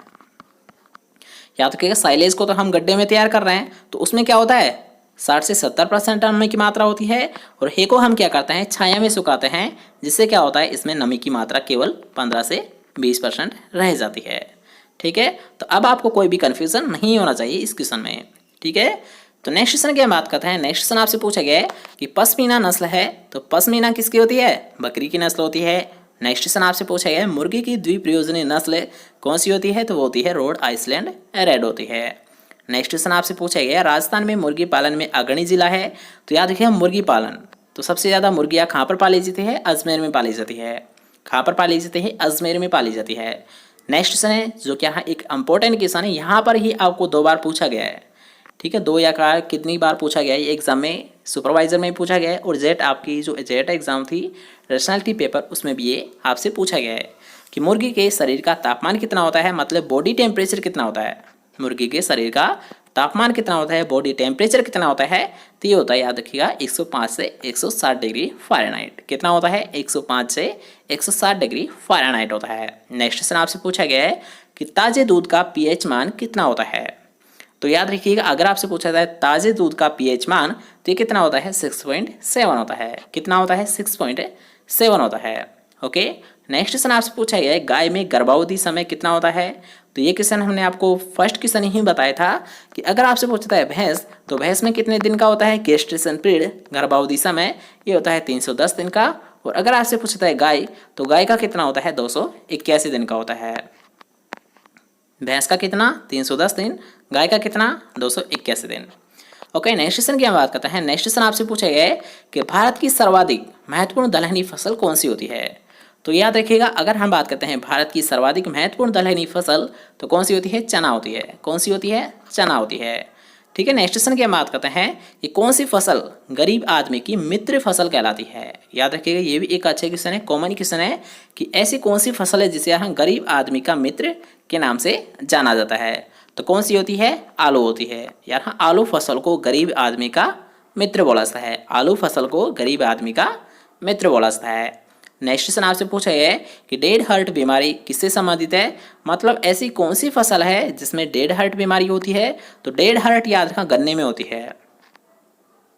डेड हार्ट किसकी बीमारी होती है, गन्ने की होती है। और अगर आपसे पूछते हैं ब्लैक हार्ट, तो ब्लैक हार्ट किसकी होती है, आलू की बीमारी होती है। याद रखिएगा डेड हार्ट तो किसकी होती है, गन्ने की होती है, और ब्लैक हार्ट किसकी होती है, आलू की बीमारी होती है। ठीक है, नेक्स्ट क्वेश्चन की हम बात करते हैं। नेक्स्ट क्वेश्चन यहाँ एक वेरी इंपॉर्टेंट क्वेश्चन है और ये आपको एग्जाम में देखने को मिल सकता है कि सरसों की फली को किस नाम से जाना चाहिए या फिर क्या कहते हैं, तो यहाँ सरसों की फली को सिलिकुआ कहते हैं। क्या कहते हैं, सरसों की फली को सिलिकुआ कहते हैं। ठीक है, नेक्स्ट क्वेश्चन की हम बात करते हैं। नेक्स्ट क्वेश्चन आपसे पूछा गया है कि गेहूं की सिंचाई हेतु कौन सी विधि उपयुक्त है, तो अगर हम बात करते हैं गेहूं में सिंचाई की विधि तो कौन सी उपयुक्त होती है, क्यारी विधि होती है। याद रखिएगा गेहूं में सिंचाई हेतु कौन सी विधि उपयुक्त होती है, क्यारी विधि होती है। और क्यारी विधि को एक और नाम से जाना जाता है, क्या बोला जाता है, चेक बेसिन के नाम से भी इसे जाना जाता है। क्यारी विधि का एक याद रखिएगा सेकेंड नाम क्या होता है, चेक बेसिन। और इसके साथ साथ एक और पॉइंट आपको ध्यान रखना है कि क्यारी विधि जो हम यूज़ करते हैं क्यारी, तो इसमें एक मुख्य नुकसान होता है। क्या होता है यार, हम भूमि का इसमें नुकसान होता है। क्योंकि आपको ये पता चल गया कि क्यारी विधि है, तो क्यारी में हम क्या करते हैं, अलग अलग क्यारियाँ बनाते हैं, उनके लिए हम क्या करते हैं, मेड का निर्माण करते हैं। तो इन मेड में क्या होता है, यहाँ जो हमारी भूमि होती है तो इसका ज़्यादा खर्च हो जाता है। ठीक है, ये भी क्वेश्चन आपसे पूछा जा सकता है कि क्यारी विधि होती है तो इसकी एक मुख्य नुकसान आप बताइए। तो क्या होता है, इसमें भूमि है हमारी वो ज़्यादा खर्च हो जाती है। ठीक है, याद रखिएगा। नेक्स्ट क्वेश्चन आपसे पूछा गया है कि वायु की गति नापने का यंत्र कौन सा होता है, तो कौन सा होता है, वेग मापी होता है। ठीक है, याद रखिएगा कि वायु गति नापने के लिए किसका यंत्र का प्रयोग कैसा है, ये कैसा है, वेग मापी। और अगर मान लीजिए आपको यहाँ पर वेग मापी यहाँ एनीमोमीटर को भी बोला सा है, एनीमोमीटर का हिंदी नाम क्या होता है, वेग मापी होता है। ठीक है, अब याद रखिएगा कि एनीमोमीटर का प्रयोग तो विंड स्पीड ज्ञात करने के लिए किया सा है, लेकिन अगर आपसे पूछता है विंड वैन, तो विंड वैन का प्रयोग किसके लिए कैसा है, वायु की दिशा ज्ञात करने के लिए किया सा है। दोबारा से देख लीजिए कि अगर मान लीजिए आपको पूछा था है वायु की गति, तो वायु की गति किसके द्वारा ज्ञात की जाती है, एनीमोमीटर के द्वारा। किसके द्वारा ज्ञात की जाती है वायु की गति, ये ज्ञात की जाती है एनीमोमीटर के द्वारा। और अगर आपसे पूछा था वायु की दिशा, तो दिशा किसके द्वारा ज्ञात की जाती है, ये ज्ञात की जाती है विंड वैन के द्वारा। ओके, याद रखिएगा। नेक्स्ट क्वेश्चन आपसे पूछा गया है कि कार्बनिक उर्वरक का उदाहरण है, तो याद है कार्बनिक उर्वरक मतलब ऑर्गेनिक फर्टिलाइजर कौन सा होता है, यूरिया होता है। ऑर्गेनिक फर्टिलाइजर का उदाहरण कौन सा है, यूरिया है, जिसमें याद रखिएगा नाइट्रोजन किस रूप में पाया है, यूरिया में ये पाया है एल्केलाइड, एल्केलाइड। ठीक है, आप तो डायरेक्ट याद रखिएगा कि एमाइड होता है। ठीक है, कि यूरिया में नाइट्रोजन किस रूप में होता है, ये होता है एमाइड रूप में होता है। किस में होता है, एमाइड रूप में होता है। ओके, याद रखिएगा। नेक्स्ट क्वेश्चन आपसे पूछा गया है कि किस फसल को चारे के राजा बोला सा है, तो चारी वाली फसलों का राजा तो बोला सा है बरसीम को, और रानी किसे बोला सा है, रानी बोला सा है मक्का को बोला सा है। याद रखिएगा कि किस फसल को चारे की रानी बोला सा है, तो रानी तो बोला सा है रिंजका को, और राजा किसे बोला सा है, बरसीम को बोला सा है। ठीक है, याद रखिएगा। इसके साथ साथ हमने आपको बताया भी था कि बरसीम को याद रखना एक और नाम दिया गया है, वो क्या दिया गया है, इजिप्शियन क्लोवर दिया गया है। क्या दिया गया है, इजिप्शियन क्लोवर। और अगर आपसे पूछ सकते हैं रेंजका, तो रेंजका का दूसरा नाम क्या होता है, एल्फा होता है, एल्फा होता है। रेंजका को किस नाम से जाना जाता है, एल्फा के नाम से भी जाना जाता है। और बरसीम को किस नाम से जाना जाता है, इजिप्शियन क्लोवर के नाम से भी जाना जाता है। ठीक है, नेक्स्ट क्वेश्चन की बात करते हैं। तो नेक्स्ट क्वेश्चन आपसे पूछा है तंबाकू में कौन सा एल्कलॉइड होता है, तो अगर हम बात करते हैं तंबाकू में कौन सा एल्कलॉइड, तो ये होता है निकोटीन होता है। तंबाकू में कौन सा एल्कलॉइड होता है, निकोटीन होता है। नेक्स्ट क्वेश्चन आपसे पूछा है गाय की कौन सी नस्ल श्रम कार्य के लिए उपयुक्त होती है, तो वो कौन सी होती है, नागौरी होते हैं। क्योंकि यहाँ नागौरी बैल का प्रयोग मुख्यतः क्या किया जाता है, नागौरी बैल तो आपने नाम तो सुना ही होगा कि नागौरी बैल है, इनका प्रयोग सबसे ज़्यादा कृषि कार्य करने के लिए किया जाता है। इनका सबसे ज़्यादा प्रयोग किसके लिए किया जाता है, ये किया जाता है कृषि कार्य करने के लिए। ठीक है, नेक्स्ट क्वेश्चन आपसे पूछा गया है कि बकरी में रोमन नाक दिखावट वाली नस्ल कौन सी होती है। तो अब आपको नाम से स्पष्ट हो गया होगा कि रोमन नाक, तो रोमन नाक यहाँ एक मुख्य पहचान होती है, किसकी होती है, किस नस्ल की होती है, ये होती है याद रखिएगा जमुनापारी की होती है। याद रखिएगा, एक सिलेक्टेड क्वेश्चन है, एक वेरी वेरी इंपॉर्टेंट क्वेश्चन है कि ऐसी बकरी की कौन सी नस्ल है जिसकी रोमन नाक एक मुख्य पहचान होती है, तो कौन सी होती है, जमुनापारी होती है। कौन सी होती है, जमुनापारी होती है। नेक्स्ट क्वेश्चन आपसे पूछा गया है कि यहाँ पर आपको डॉट डॉट दे रखा है, मतलब स्पेस आपको दे रखा है कि इसको रोगाणुनाशक की तरह पशु चिकित्सा में काम में लिया जाता है। तो कौन सा यहाँ पर अम्ल है जिसका प्रयोग पशु चिकित्सा को काम में लिया जाता है, धोने के लिए या फिर रोगाणुनाशक के लिए, तो वो कौन सा होता है, यहाँ कौन सा अम्ल होता है जिसका प्रयोग रोगाणुनाशक के रूप में किया जाता है, ये कैसा है, बोरिक एसिड का प्रयोग कैसा है। याद रखिएगा कि बोरिक एसिड का प्रयोग रोगाणुनाशक की तरह किया जाता है पशु चिकित्सा में। ओके, नेक्स्ट क्वेश्चन की बात करते हैं। नेक्स्ट क्वेश्चन अच्छा क्वेश्चन है कि बछड़े के आहार स्वरूप खीस का सबसे प्रमुख कार्य क्या होता है। तो अगर हम बात करते हैं खीस या फिर कोलेस्ट्रम, तो इसका जो मेन कार्य होता है, मेन फंक्शन होता है, मुख्य उद्देश्य होता है, वो क्या होता है, यहाँ बछड़े में रोग प्रतिरोधक क्षमता को सशक्त करना या फिर रोग प्रतिरोधक क्षमता को बढ़ाना। क्या होता है इसका मुख्य कार्य खीस का, ये होता है रोग प्रतिरोधक क्षमता को सशक्त करना या फिर इसको पैदा करना बछड़े में। ठीक है, नेक्स्ट क्वेश्चन की हम बात करते हैं। नेक्स्ट क्वेश्चन आपसे पूछा गया है कि वर्ष भर हरा चारा देने वाली फसल कौन सी होती है, तो कौन सी होती है, रेंजका होती है। वर्ष भर हरा चारा देने वाली फसल कौन सी होती है, रेंजका फसल होती है। ठीक है, नेक्स्ट क्वेश्चन की हम बात करते हैं। नेक्स्ट क्वेश्चन आपसे पूछा गया है मुंह पक्का और खुर पक्का रोग का मुख्य लक्षण क्या है। ठीक है, इस क्वेश्चन को करने से पहले आपको ये भी तो पता होना चाहिए कि मुंह पक्का और खुर पक्का जो रोग होता है ये किसके द्वारा होता है। ये होता है यार हम वायरस के द्वारा होता है। किसके द्वारा होता है? वायरस के द्वारा होता है। अब यहाँ पर आपसे पूछा है मुख्य लक्षण क्या होता है। मतलब मान लीजिए आपके कोई सा पशु है, गाय या भैंस, जिसमें एफएमडी रोग हो जाता है, तो उसका मेन कैरेक्टर क्या है, आप कैसे पहचानोगे कि इसमें एफएमडी रोग हो गया है। तो उसके आप यहाँ आपको चेक करना है कि मुंह और पैरों में फफोले होकर छाले पड़ जाते हैं। मुख्य पहचान क्या होती है एफएमडी रोग की? ये होती है यार हम मुंह और छाले, यार हम मुंह और पैरों में दोनों में क्या पड़ जाते हैं? छाले पड़ जाते हैं। ऐसा पशु जिस पर यहाँ एफएमडी रोग का संक्रमण हो जाता है उसकी मुख्य पहचान क्या होती है? उसके मुंह और पैरों इन दोनों में क्या हो जाते हैं? छाले हो जाते हैं। ओके, याद रखिएगा। नेक्स्ट क्वेश्चन आपसे पूछा गया है कि उत्तर भारत में भैंस की सबसे अधिक दूध उत्पादन वाली नस्ल कौन सी होती है? तो कौन सी होती है? मुर्रा भैंस होती है। याद रखिएगा, सबसे अधिक दूध उत्पादन वाली उत्तर भारत में ये कौन सी होती है? मुर्रा नस्ल होती है। और मुर्रा नस्ल की एक और पहचान है, याद रखिएगा, इसके मुख्य पहचान है कि इसके जो सींग होते हैं ये किस प्रकार के होते हैं? जलेबी के आकार के होते हैं। किस प्रकार के होते हैं? मुर्रा भैंस के सींग ये होते हैं जलेबी के आकार के होते हैं। ठीक है, नेक्स्ट क्वेश्चन की हम बात करते हैं। नेक्स्ट क्वेश्चन आपसे पूछा गया है कि कौन सी नस्ल विदेशी गाय की है। तो याद रखिएगा, जहां पर आपको ऑप्शंस थे वहां पर आपको राइट आंसर दे रखा था जर्सी। ठीक है, नेक्स्ट क्वेश्चन आपसे पूछा गया है। नेक्स्ट क्वेश्चन एक अच्छा क्वेश्चन है कि मक्का की पत्तियों में लाल बैंगनी रंग प्रकट होने का कारण है। तो याद रखिएगा, लाल बैंगनी याद रखिएगा एक मुख्य पहचान होती है फास्फोरस कमी की। क्या होती है? याद रखिएगा, मक्का की पत्तियों में, या फिर मान लीजिए कोई सी भी पत्ती है, आपको दे रखा है कि किसी भी प्लांट की ऐसी पत्ती हो गई है, मतलब उसके सिम्टम आपको क्या दिखाई दे रहे हैं? लाल बैंगनी रंग के सिम्टम आपको दिखाई दे रहे हैं। और आपसे पूछा जा रहा है कि इस पौधे में किस तत्व की कमी है। तो आपको क्या बता देना है? याद रखिएगा कि फास्फोरस की कमी है। मान लीजिए आपसे पूछा जा सकता है, मान लीजिए कोई सा भी पौधा आपको दिखाई दे रहा है और उस पर क्या हो रहा है? उसकी पत्तियां कैसी प्रकार की हो रही है? लाल बैंगनी रंग की हो रही है। ठीक है, तो आपको क्या बताना है? फास्फोरस की कमी है। किसकी कमी है? फास्फोरस की कमी है। ठीक है, याद रखिएगा। नेक्स्ट क्वेश्चन आपसे पूछा गया है कि दक्षिणी पूर्वी राजस्थान में सोयाबीन की बीज दर क्या होती है। तो 80 कितनी होती है? 80 या फिर 70 से 80 किलोग्राम होती है। आप याद रखिएगा, दक्षिणी पूर्वी राजस्थान में सोयाबीन की बीज दर क्या होती है? 70 से 80 किलोग्राम होती है। नेक्स्ट क्वेश्चन आपसे पूछा गया है कि सरसों की फसल को पाले से बचाने हेतु कौन से रसायन व कितनी मात्रा का छिड़काव लाभदायक रहता है।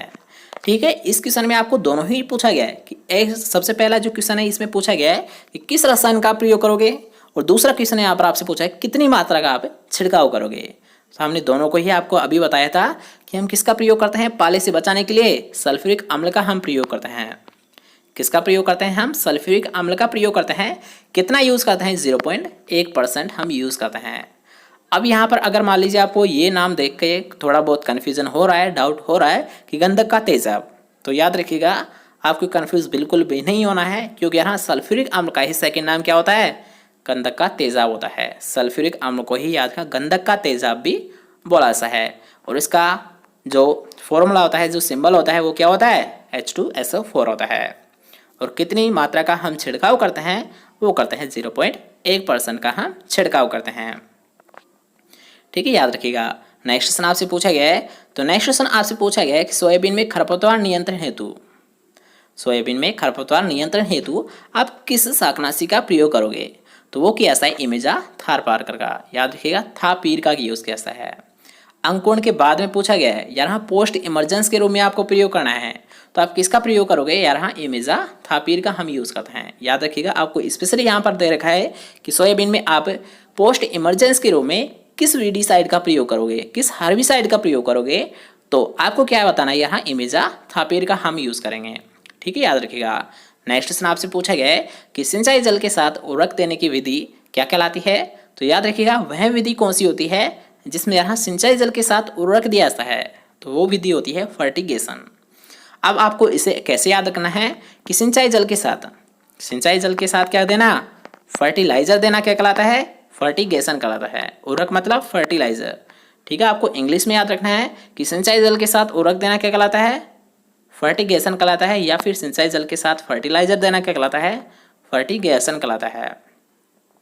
और मान लीजिए यहाँ पर आपसे पूछा गया है कि सिंचाई जल के साथ शाकनाशी का प्रयोग क्या करना क्या कहलाता है, तो शाकनाशी को इंग्लिश में क्या बोला जाता है, हर्बिसाइड बोला जाता है। मतलब अगर आपसे पूछा था सिंचाई जल के साथ शाकनाशी का प्रयोग क्या कहलाता है, तो आपको क्या बताना है, हर्बिगेशन कहलाता है। क्या कहलाता है, हर्बिगेशन कहलाता है। ओके, नेक्स्ट क्वेश्चन की हम बात करते हैं। नेक्स्ट क्वेश्चन आपसे पूछा गया है कि फसलों में लोहे तत्व की कमी प्राय दिखाई देती है, मतलब किन प्रकार की या फिर किस प्रकार की पत्तियों पर दिखाई देती है। तो याद रखिएगा, अगर आपसे पूछा था लोह तत्व की कमी, तो ये दिखाई देती है नई व ऊपरी पत्तियों पर। कहाँ पर दिखाई देती है, नई व ऊपरी पत्तियों पर दिखाई देती है। नेक्स्ट क्वेश्चन की हम बात करते हैं कि दक्षिणी पूर्वी राजस्थान में खरीफ में सर्वाधिक क्षेत्र में उगाई जाने वाली फसल कौन सी होती है, तो कौन सी होती है, सोयाबीन होती है। याद रखिएगा, आपसे पूछा है दक्षिणी पूर्वी राजस्थान में। तो अगर हम बात करते हैं खरीफ सीजन में कौन सी फसल को सबसे ज़्यादा लिया जाता है, तो लिया जाता है सोयाबीन को।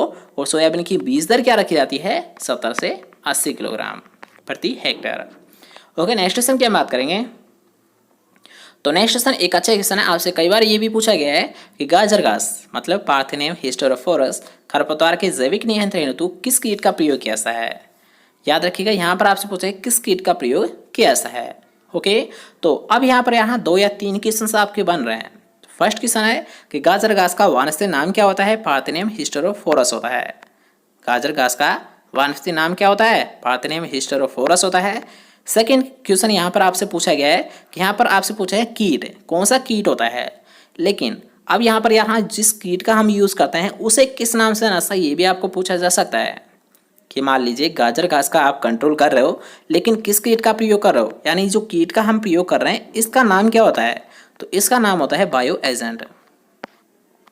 यानी इसे हम किस नाम से जानते हैं, बायो एजेंट के नाम से हम इसे जानते हैं। थर्ड क्वेश्चन आप पूछा गया है कि कौन सा कीट प्रयोग किया जाता है, मतलब किस प्रकार का हम यूज करते हैं, तो जाइगोग्रामा बाइक्लोराटा का प्रयोग करते हैं। गाजर घास को नष्ट करने के लिए किस कीट का प्रयोग कैसा है, ये कैसा है, जाइगोग्रामा बाइक्लोराटा। और याद रखिएगा, गाजर घास को नियंत्रित करने के लिए जिस कीट का प्रयोग कैसा है उसे किस नाम से जाना जाता है, बायो एजेंट के नाम से जाना जाता है। ठीक है, याद रखिएगा। नेक्स्ट क्वेश्चन आपसे पूछा गया है कि यदि 2 सिंचाई जल उपलब्ध हो तो आप गेहूं में, यदि आप मान लीजिए गेहूं की फसल को ग्रो कर रहे हो, उत्पादन ले रहे हो और आपके पास केवल 2 सिंचाई उपलब्ध है, तो आप किन किन अवस्थाओं पर सिंचाई करोगे, ये आपसे पूछा गया है। ठीक है, तो यहाँ पर याद रखिएगा, एक फसल तो आपको पता है, यानी एक क्रांति का अवस्था तो आप सभी को पता है कि हम CRI स्टेज पर करेंगे।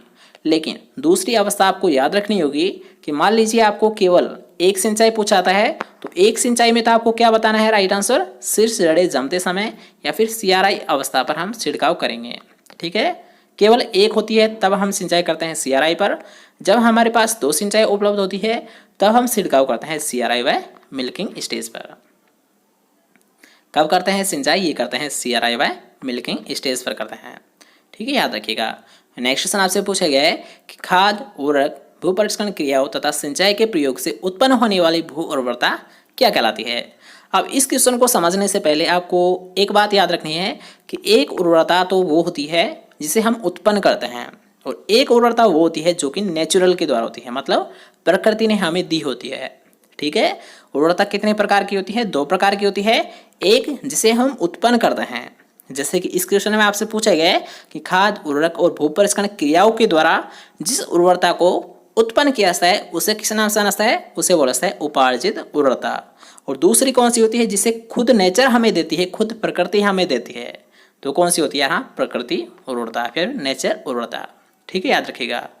ओके, नेक्स्ट क्वेश्चन की हम बात करते हैं। नेक्स्ट क्वेश्चन आपसे पूछा गया है ओरोबंकी खरपतवार किन फसलों से संबंधित है, तो ये होता है सरसों से संबंधित, क्योंकि आप सभी को पता है कि ओरोबंकी एक प्लांट पैरासाइटिक वीड होता है, किसका होता है, सरसों का होता है।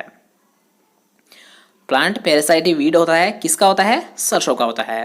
ठीक है, नेक्स्ट क्वेश्चन की हम बात करते हैं। तो नेक्स्ट क्वेश्चन आपसे पूछा है मध्यम अवधि मौसम पूर्वानुमान कितने दिनों के लिए किया जाता है। अब यहाँ पर इस क्वेश्चन को भी करने से पहले आपको एक क्वेश्चन याद रखना कि याद रखिए, यहाँ पर आपसे पूछा है मौसम पूर्वानुमान, मतलब वेदर फोरकास्टिंग जो की जाती है ये 3 प्रकार की जाती है। फर्स्ट की जाती है यहाँ शॉर्ट टाइम के लिए, मतलब शॉर्ट ड्यूरेशन के लिए। दूसरी की जाती है मीडियम टाइम के लिए, और थर्ड की जाती है लॉन्ग टाइम के लिए। तो शॉर्ट जो फोरकास्टिंग की जाती है, जो पूर्वानुमान लगाया जाता है, ये केवल यहाँ 1 से 3 दिन का लगाया जाता है। कितने दिन का लगाया है शॉर्ट अनुमान, ये लगाया है यहाँ 1 से 3 दिन का लगाया है।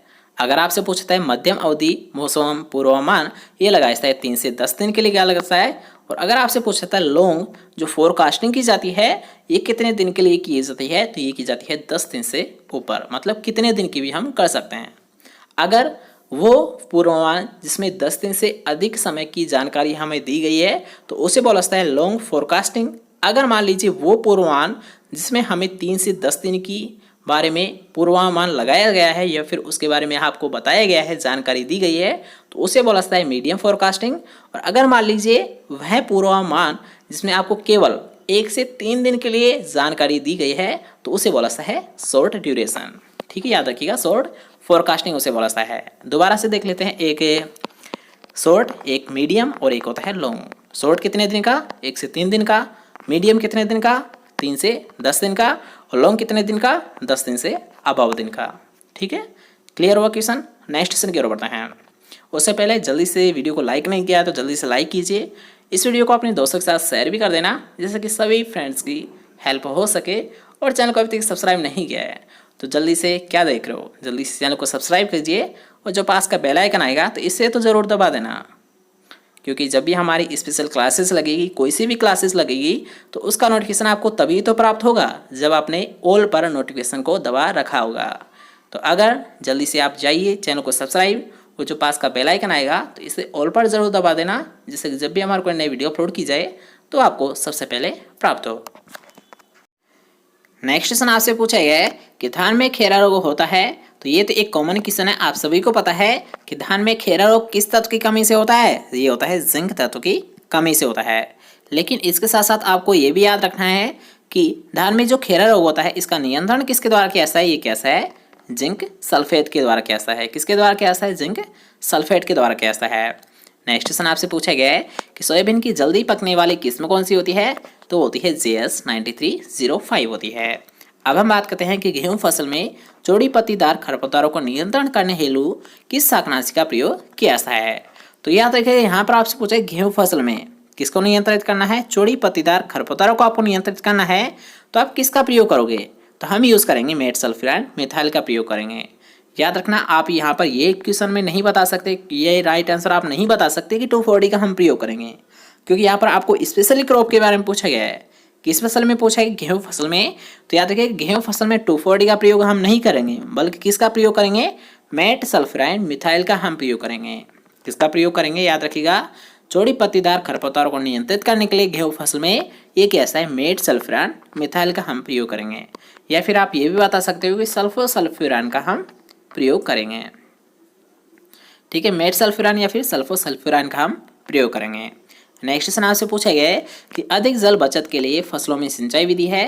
मतलब ऐसा कौन सा मेथड है, ऐसी कौन सी सिंचाई विधि है जिसमें सबसे अधिक पानी की बचत होती है। तो याद रखिएगा, यहाँ पर जो आपको आंसर बताया गया है ये बताया है ऑप्शंस के अकॉर्डिंग। ऑप्शंस जो यहाँ पर थे उसके अकॉर्डिंग तो राइट आंसर क्या है, फव्वारा मेथड, मतलब स्प्रिंकलर मेथड। लेकिन अगर हम बात करते हैं फव्वारा विधि से भी सबसे ज़्यादा जो बचत होती है, इससे भी ज़्यादा वो कौन से मेथड में होती है, वो होती है यहाँ ड्रिप मेथड में होती है। तो सबसे ज़्यादा जो जल की बचत होती है वो किस में होती है, ड्रिप मेथड में। उससे कम किस में होती है, फव्वारा विधि में होती है। ठीक है, याद रखिएगा।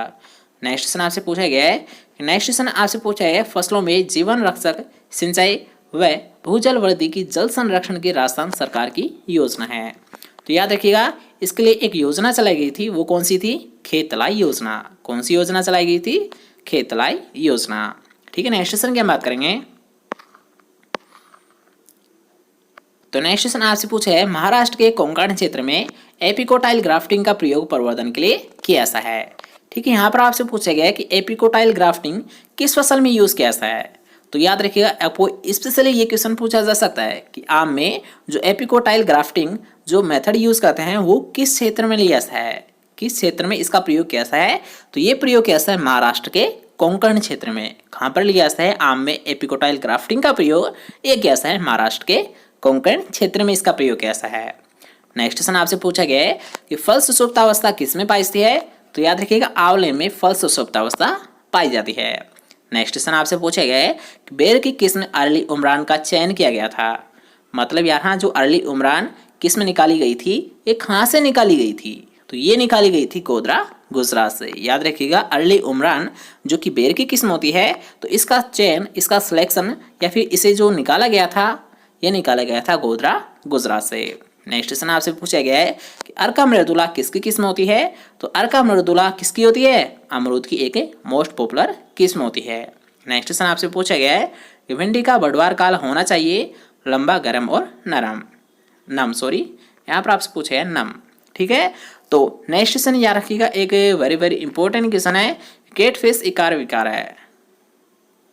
कैटफिश एक विकार है, यहाँ विकार मतलब फिजिकल डिसऑर्डर होता है। फिजिकल डिसऑर्डर क्या होता है, दैहिक व्याधि। मतलब यहाँ पर आपसे पूछा है जो कैटफिश होता है ये किस फसल का फिजिकल डिसऑर्डर होता है, दैहिक व्याधि होती है, तो ये होता है टमाटर फसल का होता है। किसका होता है, टमाटर फसल का होता है। नेक्स्ट क्वेश्चन आपसे पूछा गया है कि गुलाब का राष्ट्रीय पंजीकरण प्राधिकरण कहाँ पर स्थित है, तो ये स्थित है नई दिल्ली में। याद रखिएगा गुलाब का राष्ट्रीय पंजीकरण प्राधिकरण कहाँ पर स्थित है, नई दिल्ली में स्थित है। नेक्स्ट क्वेश्चन आपसे पूछा गया है कि एगमार्क कानून कहाँ पर बनाया गया था, तो ये कब बनाया गया था। सबसे पहले हम बात करेंगे कि कब बनाया गया था, तो ये बनाया गया था 1937 में। और कहाँ पर बनाया गया था, ये बनाया गया था नागपुर महाराष्ट्र में। याद रखिएगा ये क्वेश्चन आपसे अभी रिसेंटली एग्जाम में पूछा गया है कि एगमार्क कानून कब बनाया गया था, 1937 में। कहाँ पर बनाया गया था, नागपुर महाराष्ट्र में बनाया गया था। नेक्स्ट क्वेश्चन आपसे पूछा गया है पेक्टिन की मात्रा ज्ञात की जाती है, तो पेक्टिन की मात्रा के लिए जो टेस्ट किया जाता है वो किया जाता है एल्कोहल टेस्ट। कौन सा टेस्ट किया जाता है, ये किया जाता है एल्कोहल टेस्ट किया जाता है। नेक्स्ट क्वेश्चन आपसे पूछा गया है कि विथानिन किस में पाया जाता है, तो विथानिन सोमनीफेरा। आप तो नाम से स्पष्ट हो गया है इसका तो कि विथानिन किस में पाया जाता है, विथानिया सोमनीफेरा में पाया जाता है, मतलब अश्वगंधा में पाया जाता है। किस में पाया जाता है विथानिन, अश्वगंधा में पाया जाता है। और अश्वगंधा का वानस्पतिक नाम क्या होता है, विथेनिया सोमनीफेरा। ओके, नेक्स्ट हम बात करेंगे। नेक्स्ट क्वेश्चन आपसे पूछा गया राष्ट्रीय बीज अधिनियम। राष्ट्रीय बीज अधिनियम किस वर्ष घोषित किया गया था, मतलब जो पॉलिसी है ये कब दी गई थी, ठीक है। तो आपको बताया गया था कि जो नेशनल सीड पॉलिसी है ये कब दी गई थी, ये दी गई थी 2002 में दी गई थी। नेक्स्ट क्वेश्चन आपसे पूछा गया है कि एनीमोमीटर द्वारा क्या मापा जाता है, एनीमोमीटर द्वारा क्या मापा जाता है, तो ये मापा जाता है वायु गति। और अगर आपसे पूछता है विंड वैन, तो विंड वैन के द्वारा क्या मापा जाता है, वायु दिशा। वायु दिशा विंड वैन के द्वारा, एनीमोमीटर के द्वारा वायु गति, ठीक है। नेक्स्ट क्वेश्चन की हम बात करते हैं।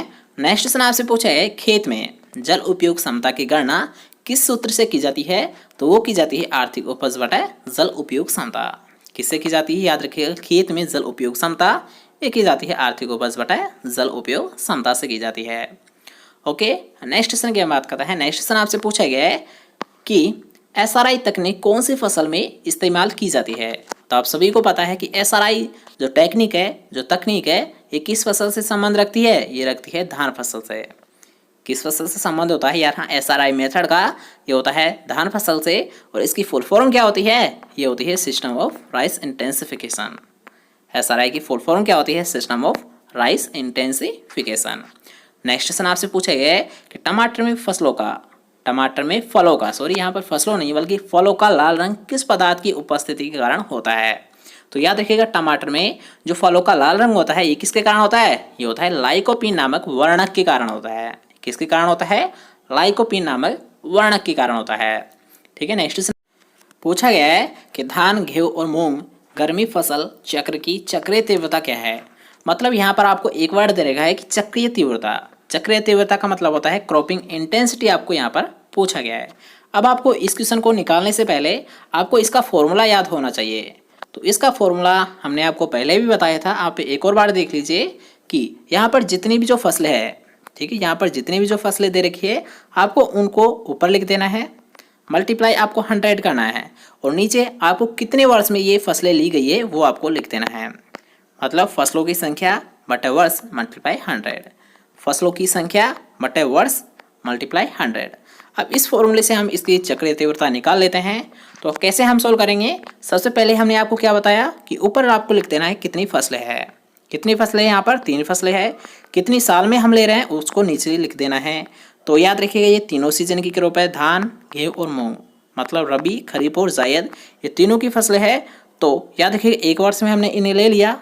ओके, तो मल्टीप्लाई हम कर देंगे 100 से, तो कितनी आती है चक्रीय तीव्रता, ये आती है 300%। कितनी होती है, याद रखिएगा इसकी चक्रीय तीव्रता ये होती है 300%। नेक्स्ट क्वेश्चन की हम बात करते हैं कि किस जानवर के मांस को बीफ कहते हैं। तो याद रखिए गाय के मांस को बोला जाता है बीफ। ओके, नेक्स्ट क्वेश्चन की हम बात करते हैं। नेक्स्ट क्वेश्चन आपसे पूछा गया है कि काजरी किस शहर में स्थित है। तो अब याद रखिए काजरी, आपसे कई बार ये क्वेश्चन पूछा है काजरी कहाँ पर स्थित है, तो जोधपुर में स्थित है। काजरी कहाँ पर स्थित है, जोधपुर में स्थित है। इसकी स्थापना कब की गई थी, इसकी स्थापना की गई थी 1959 में। कब की गई थी इसकी स्थापना, 1959 में इसकी स्थापना की गई थी। नेक्स्ट क्वेश्चन आपसे पूछा गया है कि बलुई दोमट मृदा में किस पदार्थ की मात्रा अधिक पाई जाती है।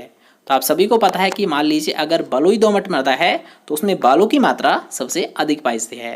नेक्स्ट क्वेश्चन आपसे पूछा गया है कि कौन सा वृक्ष पाले के प्रति अधिक संवेदनशील होता है। तो कौन सा होता है, आंवला होता है। संवेदनशील के मतलब होता है यहाँ ऐसा कौन सा फल वृक्ष है जो कि पाले से सबसे अधिक प्रभावित होता है। तो कौन सा होता है, आंवला होता है। संवेदनशील का मतलब है सबसे अधिक प्रभावित होना।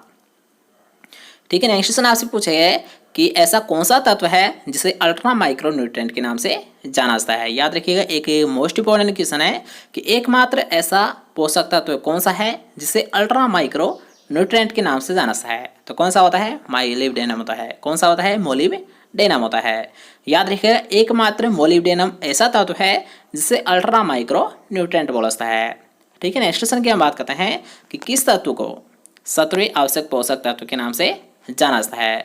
तो 17वां आवश्यक पोषक तत्व कौन सा होता है, निकेल होता है। क्योंकि आप सभी को पता है कि पहले पौधे के लिए आवश्यक कितने पोषक तत्व थे, 16 थे। लेकिन जब मान लीजिए वर्तमान में अगर आपसे क्वेश्चन पूछा जाता है कि पौधे के लिए कितने पोषक तत्व आवश्यक होते हैं, तो 17 होते हैं। क्योंकि 17 पोषक तत्व कौन सा जोड़ दिया गया है, निकेल को जोड़ दिया गया है पौधे की आवश्यक पोषक तत्वों में। ठीक है, याद रखिएगा। नेक्स्ट क्वेश्चन आपसे पूछा है कि किस किस्म की मृदा में बड़े पोर स्पेस पाए जाते हैं। तो कौन सी होती है, बलुई में। ठीक है, नेक्स्ट क्वेश्चन आपसे पूछा गया है कि सबसे अपक्षय प्रतिरोधी मिनरल कौन सा होता है। तो ये होता है क्वार्टज होता है। कौन सा होता है, सबसे अपक्षय प्रतिरोधी मिनरल ये होता है क्वार्टज। नेक्स्ट क्वेश्चन आपसे पूछा गया है कि पोटास का अच्छा स्रोत कौन सा होता है। तो ये होता है फ्लाई एश होता है। नेक्स्ट क्वेश्चन आपसे पूछा गया है कि कौन सा मृदा ऑर्डर भारत में सबसे ज्यादा क्षेत्र में पाया जाता है। तो याद रखिएगा आपसे पूछा है मृदा ऑर्डर। ठीक है, तो सबसे ज्यादा कौन सा होता है, इंसेप्टिसोल्स होता है। कौन सा होता है, मृदा ऑर्डर भारत में सबसे ज्यादा क्षेत्रफल पर, तो होता है इंसेप्टिसोल्स। और अगर आपसे पूछता है राजस्थान में सबसे ज्यादा, तो राजस्थान में होता है एरिडीसोल्स। कौन सा होता है, याद रखना राजस्थान में सबसे ज्यादा क्षेत्रफल पाए जाने वाला ये होता है एरिडीसोल्स। और भारत में कौन सा होता है, इंसेप्टिसोल्स होता है। नेक्स्ट क्वेश्चन आपसे पूछा गया है कि कर्ण 3 किस फसल की किस्म है। तो ये होती है जौ की होती है। कर्ण 3 किसकी किस्म होती है, जो की होती है। नेक्स्ट क्वेश्चन है जो कि यहाँ एक वेरी इंपॉर्टेंट क्वेश्चन है, ग्वार फसल की किस्म कौन सी होती है। तो ये होती है RGC 936। कौन सी होती है, ग्वार फसल की किस्म ये होती है RGC 936 होती है। नेक्स्ट क्वेश्चन आपसे पूछा गया है कि किस फसल के चारे की प्रारंभिक वृद्धि अवस्था में HCN की मात्रा अधिकतम होती है। HCN की मात्रा पूछी गई है। HCN होता क्या है, हाइड्रोसाइनिक अम्ल। क्या होता है HCN, ये होता है हाइड्रोसाइनिक अम्ल। और ऐसी कौन सी फसल है जिसमें प्रारंभिक वृद्धि अवस्था में HCN होता है। तो ये होता है ज्वार फसल होती है। ठीक है, और HCN को यहाँ हाइड्रोसाइनिक अम्ल तो बोला ही जाता है। इसके साथ साथ एक और आपका यानी इसका एक और नाम होता है प्रोसिक अम्ल। इसके एक और नाम होता है, याद रखिएगा, HCN का प्रोसिक अम्ल। और एक और नाम होता है इसका धुरीन। मतलब इसके टोटल नाम कितने हो गए, 3-4 नाम हो गए कि HCN को हाइड्रोसाइनिक अम्ल के तो नाम से जाना ही जाता है। इसके साथ धुरीन और प्रोसिक अम्ल के नाम से भी इसे जाना जाता है। HCN को धुरीन या प्रोसिक अम्ल के नाम से भी जाना जाता है। और HCN, धुरीन या फिर प्रोसिक अम्ल किस में पाया जाता है, ज्वार फसल में पाया जाता है। नेक्स्ट क्वेश्चन आपसे पूछा गया है कि डाई अमोनियम फास्फेट में नाइट्रोजन और फास्फोरस की मात्रा क्या होती है। ठीक है, यहाँ पर आपको दोनों ही पूछा गया है। और इस क्वेश्चन को हमने आपको लगभग कई बार बताया है कि डाई अमोनियम फास्फेट में नाइट्रोजन तो कितना होता है, 18%। और अगर आपसे पूछता है फास्फोरस, तो फास्फोरस कितना होता है DAP में, डाई अमोनियम फास्फेट में ये होता है 48% होता है। कितना होता है, 48% होता है। ओके, नाइट्रोजन कितना, 18%, फास्फोरस कितना, 48% है। ठीक है, नेक्स्ट क्वेश्चन की हम बात करते हैं। नेक्स्ट क्वेश्चन आपसे पूछा गया है कि पेगिंग अवस्था किस फसल में पाई जाती है। तो याद रखिएगा अगर हम बात करते हैं पेगिंग, तो पेगिंग किस में होती है, मूंगफली में होती है। अब पेगिंग होती क्या है ये भी तो आपको पता होना चाहिए। तो पेगिंग मतलब यहाँ मूंगफली बनने की जो शुरुआती अवस्था होती है, मूंगफली बनने की जो शुरुआती अवस्था होती है उसे बोला जाता है पेग, और इन पेग का बनना ही क्या कहलाता है, पेगिंग कहलाता है। शुरुआती अवस्था क्या कहलाती है, पेग, और इन पेग को बनना ही क्या कहलाता है, पेगिंग कहलाता है। ओके, नेक्स्ट क्वेश्चन की हम बात करते हैं। नेक्स्ट क्वेश्चन आपसे पूछा गया है कि कौन सा पेड़ राजस्थान का कल्पवृक्ष कहलाता है। तो याद रखिएगा खेजड़ी को किसे बोला जाता है, राजस्थान का कल्पवृक्ष ये बोला जाता है खेजड़ी को बोला जाता है। किसे बोला जाता है, खेजड़ी को राजस्थान का कल्पवृक्ष भी बोला जाता है। नेक्स्ट क्वेश्चन आपसे पूछा गया है कि कास्टिक सोडा किसे कहते हैं। तो याद रखिएगा NaOH को कास्टिक सोडा बोला जाता है। किसे बोला जाता है, कास्टिक सोडा ये बोला जाता है NaOH को, मतलब सोडियम हाइड्रोक्साइड को, NaOH। ठीक है, इसका सिंबल क्या होता है, सोडियम हाइड्रोक्साइड का ये होता है NaOH। नेक्स्ट क्वेश्चन आपसे पूछा गया है कि नाइट्रोजन पौधों द्वारा किस रूप में लिया जाता है। तो याद रखिएगा अगर आपसे पूछा जाता है सामान्यतः है, ठीक है, अगर आपसे पूछा जाता है सामान्यतः है नाइट्रोजन का प्रयोग, तो सामान्यतः इसका प्रयोग किया जाता है नाइट्रेट के रूप में। किस रूप में किया जाता है, नाइट्रेट के रूप में किया जाता है। और नाइट्रेट का सिंबल क्या होता है, NO3- नाइट्रेट होता है, और NH4 क्या होता है, अमोनिया होता है। और अगर आपसे पूछता है सामान्यतः है, तो सामान्यतः किसका प्रयोग किया जाता है, नाइट्रेट का प्रयोग। और अगर आपसे पूछता है अमोनिया, तो अमोनिया का मुख्यतः प्रयोग यहाँ आलू और धान में किया जाता है। सॉरी, इसका प्रयोग यहाँ आलू फसल, हाँ आलू और धान में इसका प्रयोग किया जाता है। याद रखिएगा अमोनिया के रूप में कौन कौन सी फसल ग्रहण करती है, आलू और धान फसल ग्रहण करती है नाइट्रोजन को। और अगर आपसे पूछता है नाइट्रेट, तो नाइट्रेट को यहाँ लगभग जितनी भी जो फसलें होती है वो नाइट्रेट के रूप में ग्रहण करती है नाइट्रोजन को। ठीक है, याद रखिएगा। नेक्स्ट क्वेश्चन की हम बात करते हैं कि कौन सा उर्वरक एमाइड एवं कार्बनिक उर्वरक के नाम से भी जाना जाता है। ऐसा कौन सा उर्वरक है जो कि एमाइड एवं कार्बनिक उर्वरक के रूप में जाना जाता है, तो कौन सा होता है, यूरिया होता है। ठीक है, नेक्स्ट क्वेश्चन की हम बात करते हैं। नेक्स्ट क्वेश्चन आपसे पूछा गया है कि मौसमी परिवर्तनों का अध्ययन क्या कहलाता है। तो इसे बोला जाता है मौसम विज्ञान।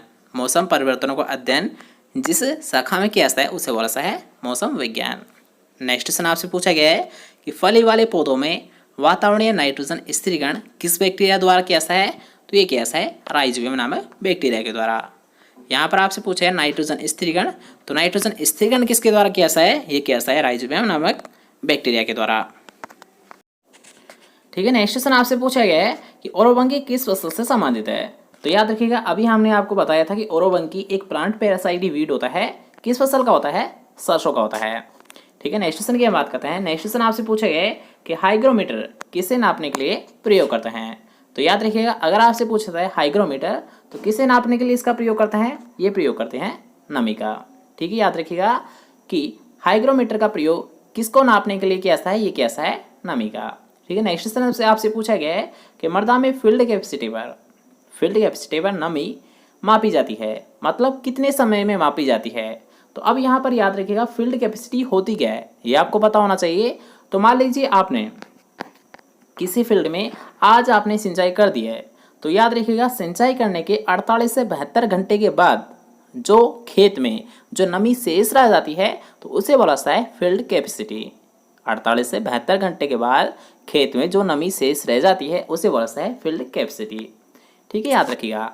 नेक्स्ट क्वेश्चन आपसे पूछा गया है कि कौन सी फसल हरी खाद के रूप में प्रयोग की जाती है। तो कौन सी फसल को लिया जाता है, याद रखिएगा हरी खाद मतलब ग्रीन मैन्यूर के रूप में वो लिया जाता है ढैंचा को। और ढैंचा का वानस्पतिक नाम क्या होता है, सस्पेनिया एस्कुलेटा। क्या होता है, सस्पेनिया एस्कुलेटा। नेक्स्ट क्वेश्चन आपसे पूछा गया है कि गन्ना किस परिवार से संबंधित है। तो याद रखिए गन्ना का परिवार कौन सा होता है, वो होता है ग्रेमिनी। नेक्स्ट क्वेश्चन आपसे पूछा गया है कि एरोइंग किससे संबंधित है। तो याद रखिएगा एरोइंग, तो एरोइंग का मतलब होता है गन्ने में फूल आना। अब यहाँ पर याद रखिए गन्ने का जो पुष्पक्रम होता है उसे बोला जाता है एरो, और इस एरो का निकलना ही क्या कहलाता है, एरोइंग कहलाता है। याद रखिएगा आप ऐसे भी इसका राइट आंसर दे सकते हो कि एरोइंग किससे संबंधित है, गन्ने से संबंधित है। एरोइंग होती क्या है, गन्ने में फूल आना क्या कहलाता है, एरोइंग कहलाता है। ठीक है, दोनों टाइम में आप इसका राइट आंसर दे सकते हो। नेक्स्ट क्वेश्चन आपसे पूछा गया है राजस्थान का भौगोलिक क्षेत्रफल कितना होता है। तो ये होता है 3,42,239 वर्ग किलोमीटर। कितना होता है, याद रखिएगा राजस्थान का भौगोलिक क्षेत्रफल ये होता है 3,42,239 वर्ग किलोमीटर। नेक्स्ट क्वेश्चन आपसे पूछा गया है कि बेर की व्यावसायिक प्रवर्धन विधि कौन सी होती है। तो कौन सी होती है, यहाँ रिंग मतलब वलय तथा टीकली गायन। जैसे कि हमने आपको अभी बताया था कि याद रखिएगा बेर में जो प्रवर्धन विधि होती है कौन कौन सी होती है, एक होती है रिंग, एक होती है टी। रिंग एंड टी कलिकाइन के द्वारा यहाँ बेर का प्रवर्धन किया सा है। नेक्स्ट क्वेश्चन हम बात करेंगे।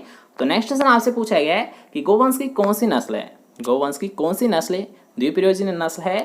तो हमने आपको यहाँ पर एक बात बताई थी कि थारपारकर के बारे में याद है, कई बार आपसे एग्जाम में पूछा गया है कि थारपारकर के बारे में आपसे कई बार एग्जाम में पूछा गया है कि थारपारकर क्या होती है, डबल पर्पज के लिए पाली जाती है, मतलब गाय की एक द्विप्रयोजनीय नस्ल होती है। नेक्स्ट क्वेश्चन की हम बात करते हैं कि दुर्गापुरा मधु किस फसल की उन्नत किस्म है। तो दुर्गापुरा किसकी होती है, ये होती है खरबूजा की होती है, खरबूज की होती है, जो कि कहाँ से निकाली गई थी, ये निकाली गई थी दुर्गापुरा से। नेक्स्ट क्वेश्चन की हम बात करते हैं। नेक्स्ट क्वेश्चन आपसे पूछा गया है कि राजस्थान के शुष्क क्षेत्रों में किस प्रकार का मृदा अपरदन मुख्य समस्या होता है। तो ये होता है वायु, क्योंकि यहाँ शुष्क क्षेत्रों की पूछा जा रहा है। तो शुष्क क्षेत्रों में अगर मान लीजिए तेज हवा चलेगी तो उससे क्या होगा, मृदा एक जगह से दूसरी जगह चली जाएगी, मतलब किस प्रकार का अपरदन हो रहा है, वायु अपरदन हो रहा है। ठीक है, तो शुष्क क्षेत्रों में पूछा जाता है तो सबसे ज़्यादा कौन सा अपरदन होता है, वायु अपरदन होता है।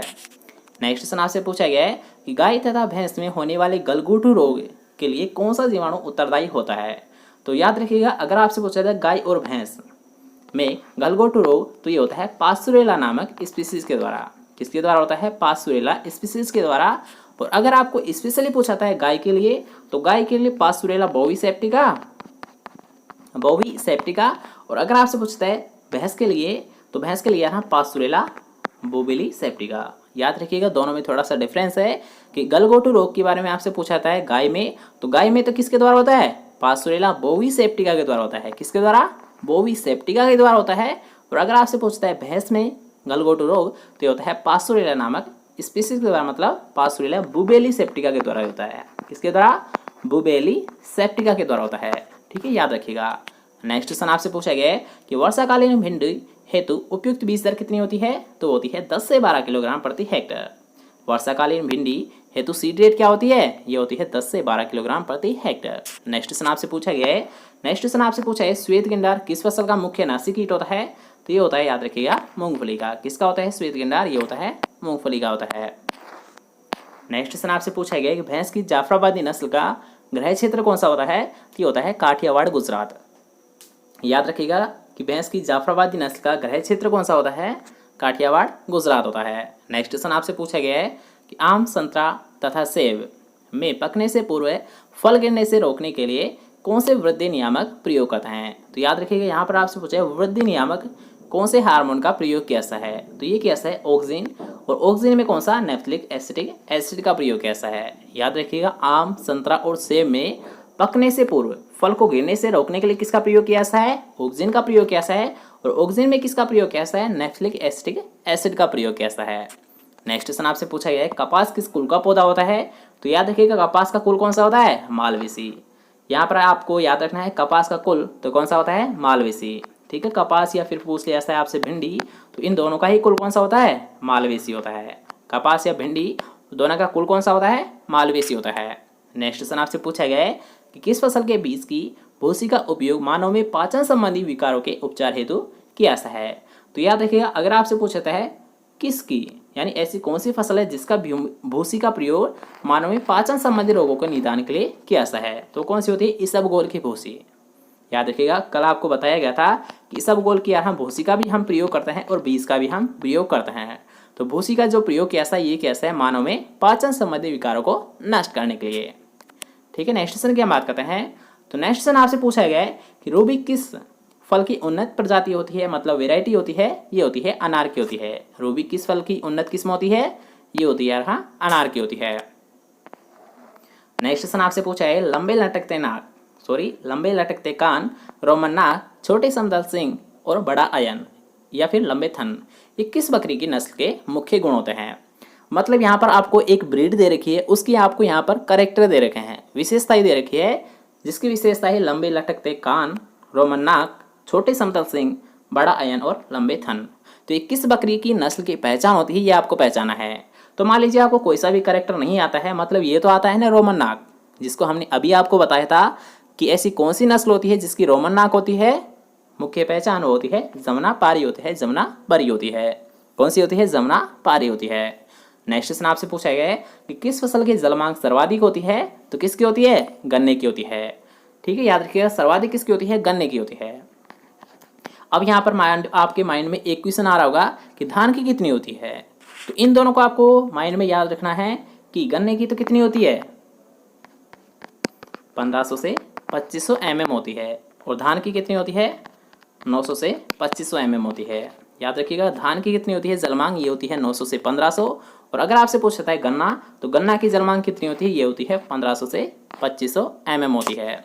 ठीक है, नेक्स्ट क्वेश्चन की हम बात करते हैं। नेक्स्ट क्वेश्चन आपसे पूछा गया है कि पशुओं में अरंडी के तेल का प्रयोग किस रोग में किया जाता है। तो ये कैसा है, दस्तावर के रोग में किया जाता है। याद रखिएगा कि पशुओं में अरंडी के तेल का प्रयोग किस रोग में किया जाता है, ये कैसा है, दस्तावर के रोग में किया जाता है। नेक्स्ट क्वेश्चन आपसे पूछा गया है कि अंतिम पकाव बिंदु पर अवलेह का तापमान कितना होता है। तो ये होता है 105.5 डिग्री सेंटीग्रेड होता है। याद रखिएगा अंतिम पकाव बिंदु मतलब एंड पॉइंट पर कितना होता है टेम्परेचर, ये होता है 105 डिग्री सेंटीग्रेड तापमान। नेक्स्ट क्वेश्चन की हम बात करते हैं कि राजस्थान में बेर की प्रूनिंग मतलब कटाई छटाई का उपयुक्त समय क्या होता है। तो ये होता है मध्य अप्रैल से मध्य मई। यहाँ पर आपसे पूछा है बेर की प्रूनिंग के लिए, तो बेर की जो प्रूनिंग की जाती है ये की जाती है मध्य अप्रैल से मध्य मई के मध्य। और अगर आपसे पूछा था यहाँ पर अंगूर के लिए, तो अंगूर की जो काट छाट की जाती है, जो कटाई छटाई की जाती है, 21 मंथ में की जाती है, ये की जाती है जनवरी मंथ में की जाती है। याद रखिएगा अंगूर की अगर आपसे पूछता है तो अंगूर की जनवरी महीने में की जाती है। और अगर आपसे पूछता है बेर में प्रूनिंग, तो बेर में जो प्रूनिंग की जाती है, जो कटाई छटाई की जाती है, ये की जाती है मध्य अप्रैल से मध्य मई के मध्य की जाती है। ठीक है, याद रखिएगा। नेक्स्ट क्वेश्चन आपसे पूछा गया है दुग्ध प्रोटीन है। तो आप सभी को पता है कि केसिन क्या होती है, दुग्ध प्रोटीन होती है। और इस केसिन के कारण ही दूध का सफेद रंग होता है। कौन सा कलर होता है, सफेद रंग होता है। और अगर आपसे पूछता है कि दूध का पीला रंग किसके कारण होता है, तो दूध का पीला रंग होता है कैरोटीन के कारण होता है। किसके कारण होता है, कैरोटीन के कारण होता है। ठीक है, सफेद रंग केसिन के कारण, पीला रंग कैरोटीन के कारण। नेक्स्ट क्वेश्चन आपसे पूछा गया है कि जीवन वृत्त के आधार पर बथुआ सिनोपोडियम एल्बम किस प्रकार का पौधा होता है। तो याद रखिएगा अगर हम बात करते हैं बथुआ, तो ये होता है 1 वर्षीय पौधा होता है। किस प्रकार का पौधा होता है बथुआ, ये होता है 1 वर्षीय पौधा होता है। नेक्स्ट क्वेश्चन आपसे पूछा गया है कि 92 किलोग्राम मतलब 92 किलोग्राम नाइट्रोजन की आपूर्ति हेतु यूरिया की कितनी मात्रा की आवश्यकता होती है। तो अब यहाँ पर याद रखिएगा आपसे पूछा है 92 किलोग्राम। तो इस क्वेश्चन को हम डायरेक्ट क्लियर करेंगे क्योंकि ज़्यादा टाइम हम लेंगे नहीं इसमें। तो 46 + 46 मतलब यहाँ 100 किलोग्राम हम जब देते हैं यूरिया, तो उससे कितना प्राप्त होता है नाइट्रोजन, ये होता है 46। तो हम क्या करेंगे, इसकी डबल मात्रा कर देंगे, डबल डोज हम कर देंगे। तो इससे कितना प्राप्त होगा, हमें 92 किलोग्राम नाइट्रोजन प्राप्त हो जाएगा। मतलब हम यूरिया की कितनी मात्रा लेंगे, 200 किलोग्राम हम मात्रा लेते हैं जब हमको 92 किलोग्राम नाइट्रोजन आपूर्ति कंप्लीट हो जाती है। नेक्स्ट क्वेश्चन की हम बात करते हैं कि चने में खरपतवार के रासायनिक नियंत्रण हेतु बेसालिन नामक शाकाहारी मतलब शाकनाशी, यहाँ पर शाकाहारी नहीं बल्कि शाकनाशी का प्रयोग किस समय किया जाता है, मतलब फसल बुआई से पूर्व किया जाता है। याद रखिएगा कोई सी भी फसल के बारे में आपसे पूछा जाता है कि फ्लूक्लेरिन या फिर बेसालिन का प्रयोग कब किया जाता है, तो ये किया जाता है फसल की बुआई से पूर्व किया जाता है। कब किया जाता है, फसल की बुआई से पूर्व किया जाता है फ्लूक्लोरिन या फिर बेसालिन का प्रयोग। ओके, नेक्स्ट क्वेश्चन का हम प्रयोग किया जाता है। नेक्स्ट क्वेश्चन आपसे पूछा गया है कि जापानीज इम्प्रूव्ड फूल गोभी की किस प्रकार की किस्म होती है। तो ये होती है मध्यम प्रकार की होती है। नेक्स्ट क्वेश्चन आपसे पूछा गया है कि गौवंश में असामान्य भूख, लकड़ी, हड्डियां तथा अन्य अवांछनीय पदार्थों को चबाने के लक्षण किसकी न्यूनता के संकेत देते हैं। तो ये जो सभी संकेत होते हैं जैसे कि असामान्य भूख लगना, लकड़ी, हड्डियां तथा अन्य अवांछनीय पदार्थों को चबाना, तो ये किसकी मुख्य पहचान होती है, ये होती है फास्फोरस की तत्व की कमी के मुख्य पहचान होती है। नेक्स्ट क्वेश्चन आपसे पूछा गया है कि गन्ने की बुआई हेतु प्रयोग में लाई जाने वाले टुकड़ों पर कितनी कलिकाएं होती है, कितनी आंखें होनी चाहिए। तो ये होनी चाहिए यहाँ 3 आंखें। अब यहाँ पर आप बोलोगे कि 2 आंखें भी होती है, तो याद रखिएगा यहाँ पर आपसे पूछा है सबसे ज़्यादा जो प्रयोग किया है वो कितनी आंख वाले टुकड़ों का प्रयोग किया है, तो वो क्या है 3 आंख वाले टुकड़ों का प्रयोग किया है। अगर आपसे पूछता है सबसे ज़्यादा प्रयोग, तो सबसे ज़्यादा जो प्रयोग किया है ये क्या है 3 आंख वाले टुकड़ों का। वैसे सामान्यतः जो प्रयोग किया है ये 2 का भी किया है और 3 आंख वाले टुकड़ों का भी किया जा सकता है। ठीक है, याद रखिएगा ये क्वेश्चन के ऊपर डिपेंड करता है कि आपका राइट आंसर होगा क्या। ठीक है, नेक्स्ट क्वेश्चन की हम बात करते हैं। नेक्स्ट क्वेश्चन आपसे पूछा गया है कि बीज का वास्तविक मान किस पर निर्भर करता है। तो याद रखें वास्तविक मान मतलब रियल वैल्यू, वास्तविक मान मतलब रियल वैल्यू। और रियल वैल्यू का हमने आपको एक फॉर्मूला बताया था कि germination percentage multiply purity percentage बटा 100। Germination percentage multiply purity percentage बटे 100, मतलब यहाँ रियल वैल्यू या फिर वास्तविक मान यहाँ जर्मिनेशन और प्योरिटी इन दोनों पर निर्भर करता है। तो राइट आंसर कौन सा है, याद रखिएगा फर्स्ट ऑप्शन। मतलब यहाँ पर आपको दे रखा है कि बीज की अंकुरण प्रतिशतता एवं बीज की शुद्धता पर निर्भर करता है। ठीक है, नेक्स्ट क्वेश्चन की हम बात करते हैं कि तेल तथा रेशा दोनों का उत्पादन देने वाली फसल कौन सी होती है, तो होती है अलसी होती है। याद रखिएगा तेल और रेशा इन दोनों का उत्पादन देने वाली फसल कौन सी होती है, अलसी होती है। नेक्स्ट क्वेश्चन है जिसमें आपसे पूछा गया गौवंश में अत्यधिक ज्वर और खूनी दस्त किस रोग के लक्षण होते हैं, तो ये होते हैं यहाँ रेंडर पेस्ट के होते हैं। ऐसा कौन सा रोग होता है जिसमें अत्यधिक ज्वर और खूनी दस्त रोग हो जाते हैं, तो कौन सा होता है, रेंडर पेस्ट होता है। नेक्स्ट क्वेश्चन है जो कि एक कॉमन क्वेश्चन है कि CRI अवस्था किस फसल से संबंधित है, तो होती है यहाँ क्राउन रूट इनिशिएशन। और किससे संबंध रखती है, ये गेहूं से संबंध रखती है। याद रखना CRI की फुल फॉर्म क्या होती है, क्राउन रूट इनिशिएशन। और क्राउन रूट इनिशिएशन का संबंध किससे होता है, गेहूं फसल से होता है। नेक्स्ट क्वेश्चन की हम बात करेंगे। नेक्स्ट क्वेश्चन आपसे पूछा गया है कि वर्गाकार पद्धति की तुलना में उद्यान में फल वृक्ष लगाने की षटकोणीय विधि में कितने अधिक पौधे लगाए जा सकते हैं। तो याद रखेंगे यहाँ पर आपसे तुलना की जा रही है वर्गाकार पद्धति से षटभुजाकार की, यानी षटकोणीय विधि की तुलना की जा रही है। तो कितने अधिक पौधे लगाए जा सकते हैं, 15% अधिक पौधे लगाए जा सकते हैं। नेक्स्ट क्वेश्चन की हम बात करते हैं। नेक्स्ट क्वेश्चन आपसे पूछे गए कि कौन सा द्वितीयक भूपरिष्करण का उदाहरण नहीं है, तो कौन सा नहीं है, गहरी जुताई। ठीक है, ये ऑप्शंस के ऊपर डिपेंड करता है। नेक्स्ट क्वेश्चन आपसे पूछा गया है कि राजस्थान में कौन सा मानसून वर्षा लाता है, मतलब यहाँ पर राजस्थान में जो वर्षा होती है वो किस मानसून से होती है, तो होती है यहाँ दक्षिणी पश्चिमी मानसून से होती है। किस मानसून से होती है, दक्षिणी पश्चिमी मानसून से होती है। ठीक है, नेक्स्ट क्वेश्चन की हम बात करते हैं। नेक्स्ट क्वेश्चन आपसे पूछा गया है कि शुष्क प्रदेश की वार्षिक वर्षा कितनी होती है, तो याद रखिएगा अगर आपसे पूछे तो शुष्क प्रदेश, तो याद रखना जो प्रदेश होते हैं, ड्राई एरियाज होते हैं, तो वहाँ पर कितनी होती है एवरेज रेनफॉल, ये होती है 400 mm से भी कम होती है। कितनी होती है, 400 mm से भी कम होती है। नेक्स्ट क्वेश्चन की हम बात करते हैं कि फसल के उत्पादन के लिए कौन सी मिट्टी सबसे अधिक उपयुक्त होती है, तो कौन सी होती है, दोमट मिट्टी होती है। याद रखिएगा फसल उत्पादन के लिए कौन सी मिट्टी सबसे उपयुक्त मानी जाती है, तो होती है दोमट मिट्टी होती है। नेक्स्ट क्वेश्चन है जो कि एक अच्छा क्वेश्चन है कि कौन सा तत्व तिलहन की फसल के लिए महत्वपूर्ण है। तिलहनी फसलों के लिए आवश्यक तत्व कौन सा होता है, सल्फर होता है।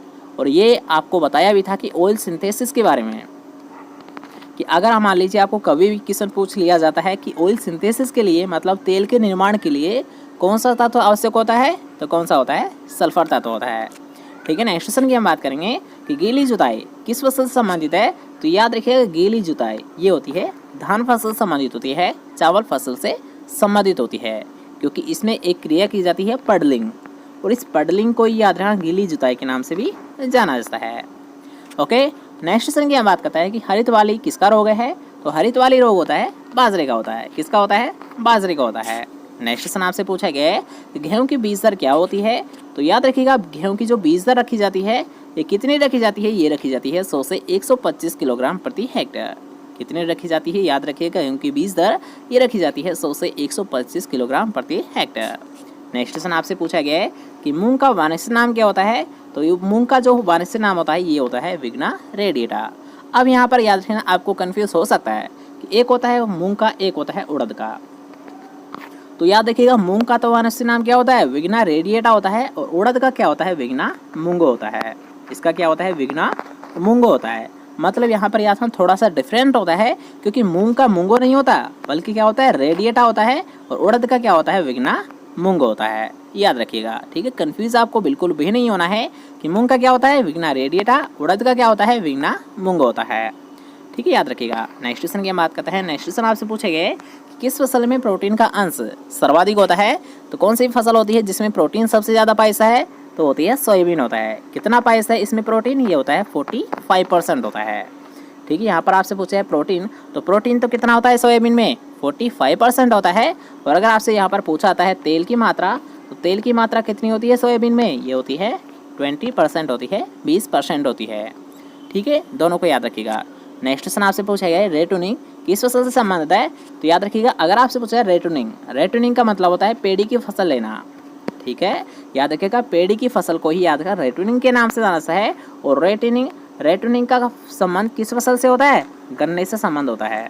किस फसल से संबंधित होता है, ये होता है गन्ने से संबंध होता है। नेक्स्ट क्वेश्चन आपसे पूछा गया है वाणिज्यिक काश्त या फसल उत्पादन के लिए किस वर्ग के बीज जारी किए जाते हैं। याद रखिएगा वाणिज्यिक काश्त या फसल उत्पादन के लिए किस वर्ग के। वाणिज्यिक काश्त का मतलब होता है सबसे ज़्यादा किस बीज का उत्पादन लिया जाता है। तो कौन सा बीज होता है, प्रमाणित बीज होता है। प्रमाणित बीज कौन सा होता है, जिसे यहाँ किसान उत्पादन करते हैं। किसान को कौन सा बीज दिया जाता है, प्रमाणित बीज दिया जाता है।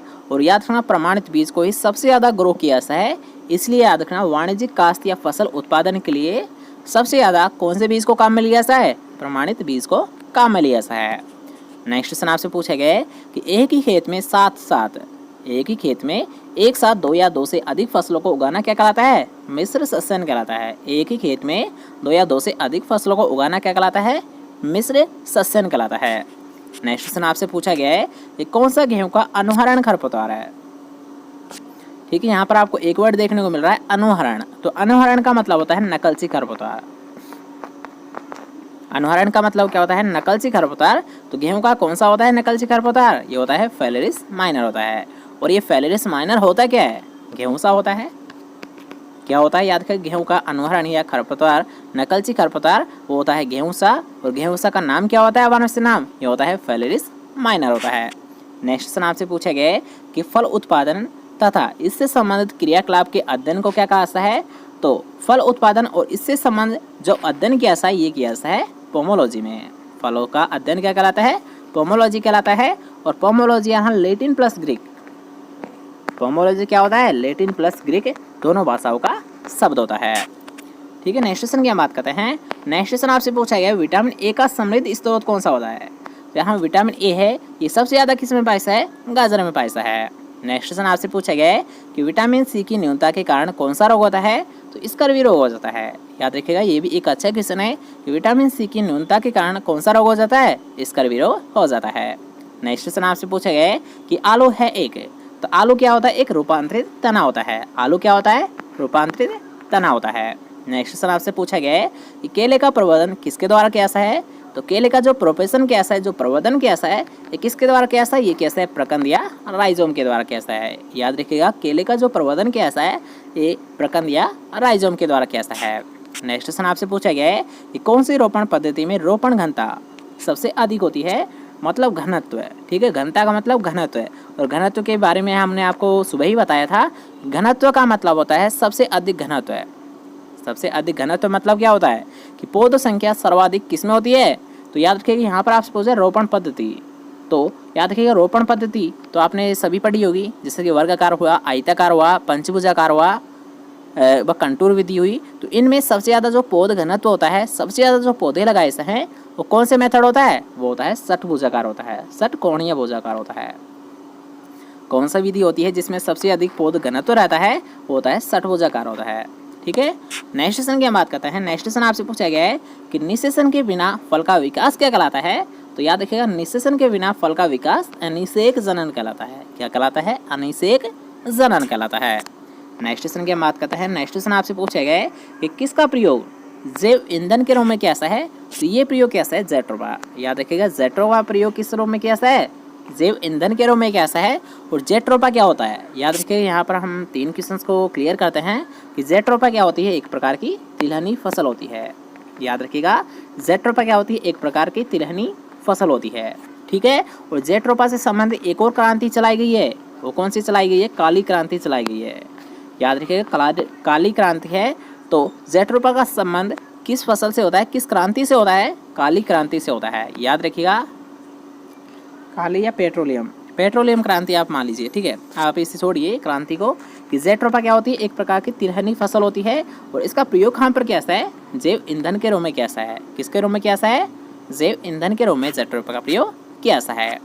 नेक्स्ट क्वेश्चन आपसे पूछा गया है कि दूध के उत्पादन में भारत का कौन सा स्थान है। तो ये भी आपको बताया गया था कि दूध का उत्पादन में पूरे वर्ल्ड में, पूरे भारत जो यानी पूरे वर्ल्ड है, पूरा विश्व है, तो उसमें भारत का कौन सा स्थान है, फर्स्ट स्थान है। नेक्स्ट क्वेश्चन आपसे पूछा गया है भेड़ की किस नस्ल को राजस्थान के मेरिनो कहा है। तो राजस्थान के मेरिनो किसे बोला है, चोकला भेड़ को बोला है। याद रखिएगा राजस्थान के मेरिनो किसे बोला है, चोकला नामक भेड़ को बोला है। ठीक है, एक मोस्ट इंपॉर्टेंट क्वेश्चन है, कई बार आपसे एग्जाम में पूछा गया है। नेक्स्ट क्वेश्चन की हम बात करते हैं कि गाय के दूध का पीला रंग किसके कारण होता है। तो गाय के दूध का पीला रंग किसके कारण होता है, कैरोटीन के कारण होता है। और सफ़ेद रंग किसके कारण होता है? केसीन नामक प्रोटीन के कारण होता है, केसीन नामक तत्व के कारण होता है। सफ़ेद रंग केसीन के कारण, पीला रंग कैरोटीन के कारण होता है। नेक्स्ट क्वेश्चन की बात करते हैं कि प्रसूति जवर किसके कारण होता है? तो याद रखिएगा प्रसूति जवर, तो प्रसूति जवर होता है कैल्शियम की न्यूनता के कारण, कैल्शियम की नमी के कारण। ठीक है, नेक्स्ट क्वेश्चन की बात करते हैं। नेक्स्ट क्वेश्चन आपसे पूछे गए कि साइलेज तैयार हो जाता है, यानी कितने समय में तैयार हो जाता है? तो ये हो जाता है लगभग 11 से 12 सप्ताह में। याद रखिएगा कि साइलेज कितने समय में तैयार हो जाता है? ये हो जाता है 12 सप्ताह में। ठीक है, याद रखिएगा। अब यहाँ पर याद रखिएगा कि हमारे 200 क्वेश्चंस कंप्लीट हो चुके हैं। हम आज की इस वीडियो में 250 क्वेश्चंस क्लियर करेंगे। जब तक अगर आपने अभी तक वीडियो को लाइक नहीं किया तो जल्दी से वीडियो को लाइक कीजिए, क्योंकि यार एक वीडियो को बनाने में बहुत स्ट्रगल करना पड़ता है। ठीक है, जल्दी से एक लाइक तो बनता है, तो जल्दी से वीडियो को लाइक कीजिए। इस वीडियो को यार शेयर भी कर दो। ठीक है, आपके पास 1 मिनट है, तो जल्दी से वीडियो को जितने भी आपके जेड फ्रेंड है या फिर जो भी एग्रीकल्चर फ्रेंड है तो उनके पास शेयर कर दीजिए, जिससे कि उनका भी आपके साथ साथ कुछ बेनिफिट हो सके, कुछ क्वेश्चंस उनको भी याद हो जाए। तो जल्दी से एक साथ सभी स्टूडेंट वीडियो को शेयर करेंगे। तो जल्दी से आपके पास 1 मिनट है, जल्दी से शेयर करिए, वापस लाइव चैट पर आ जाइए, जल्दी करिए।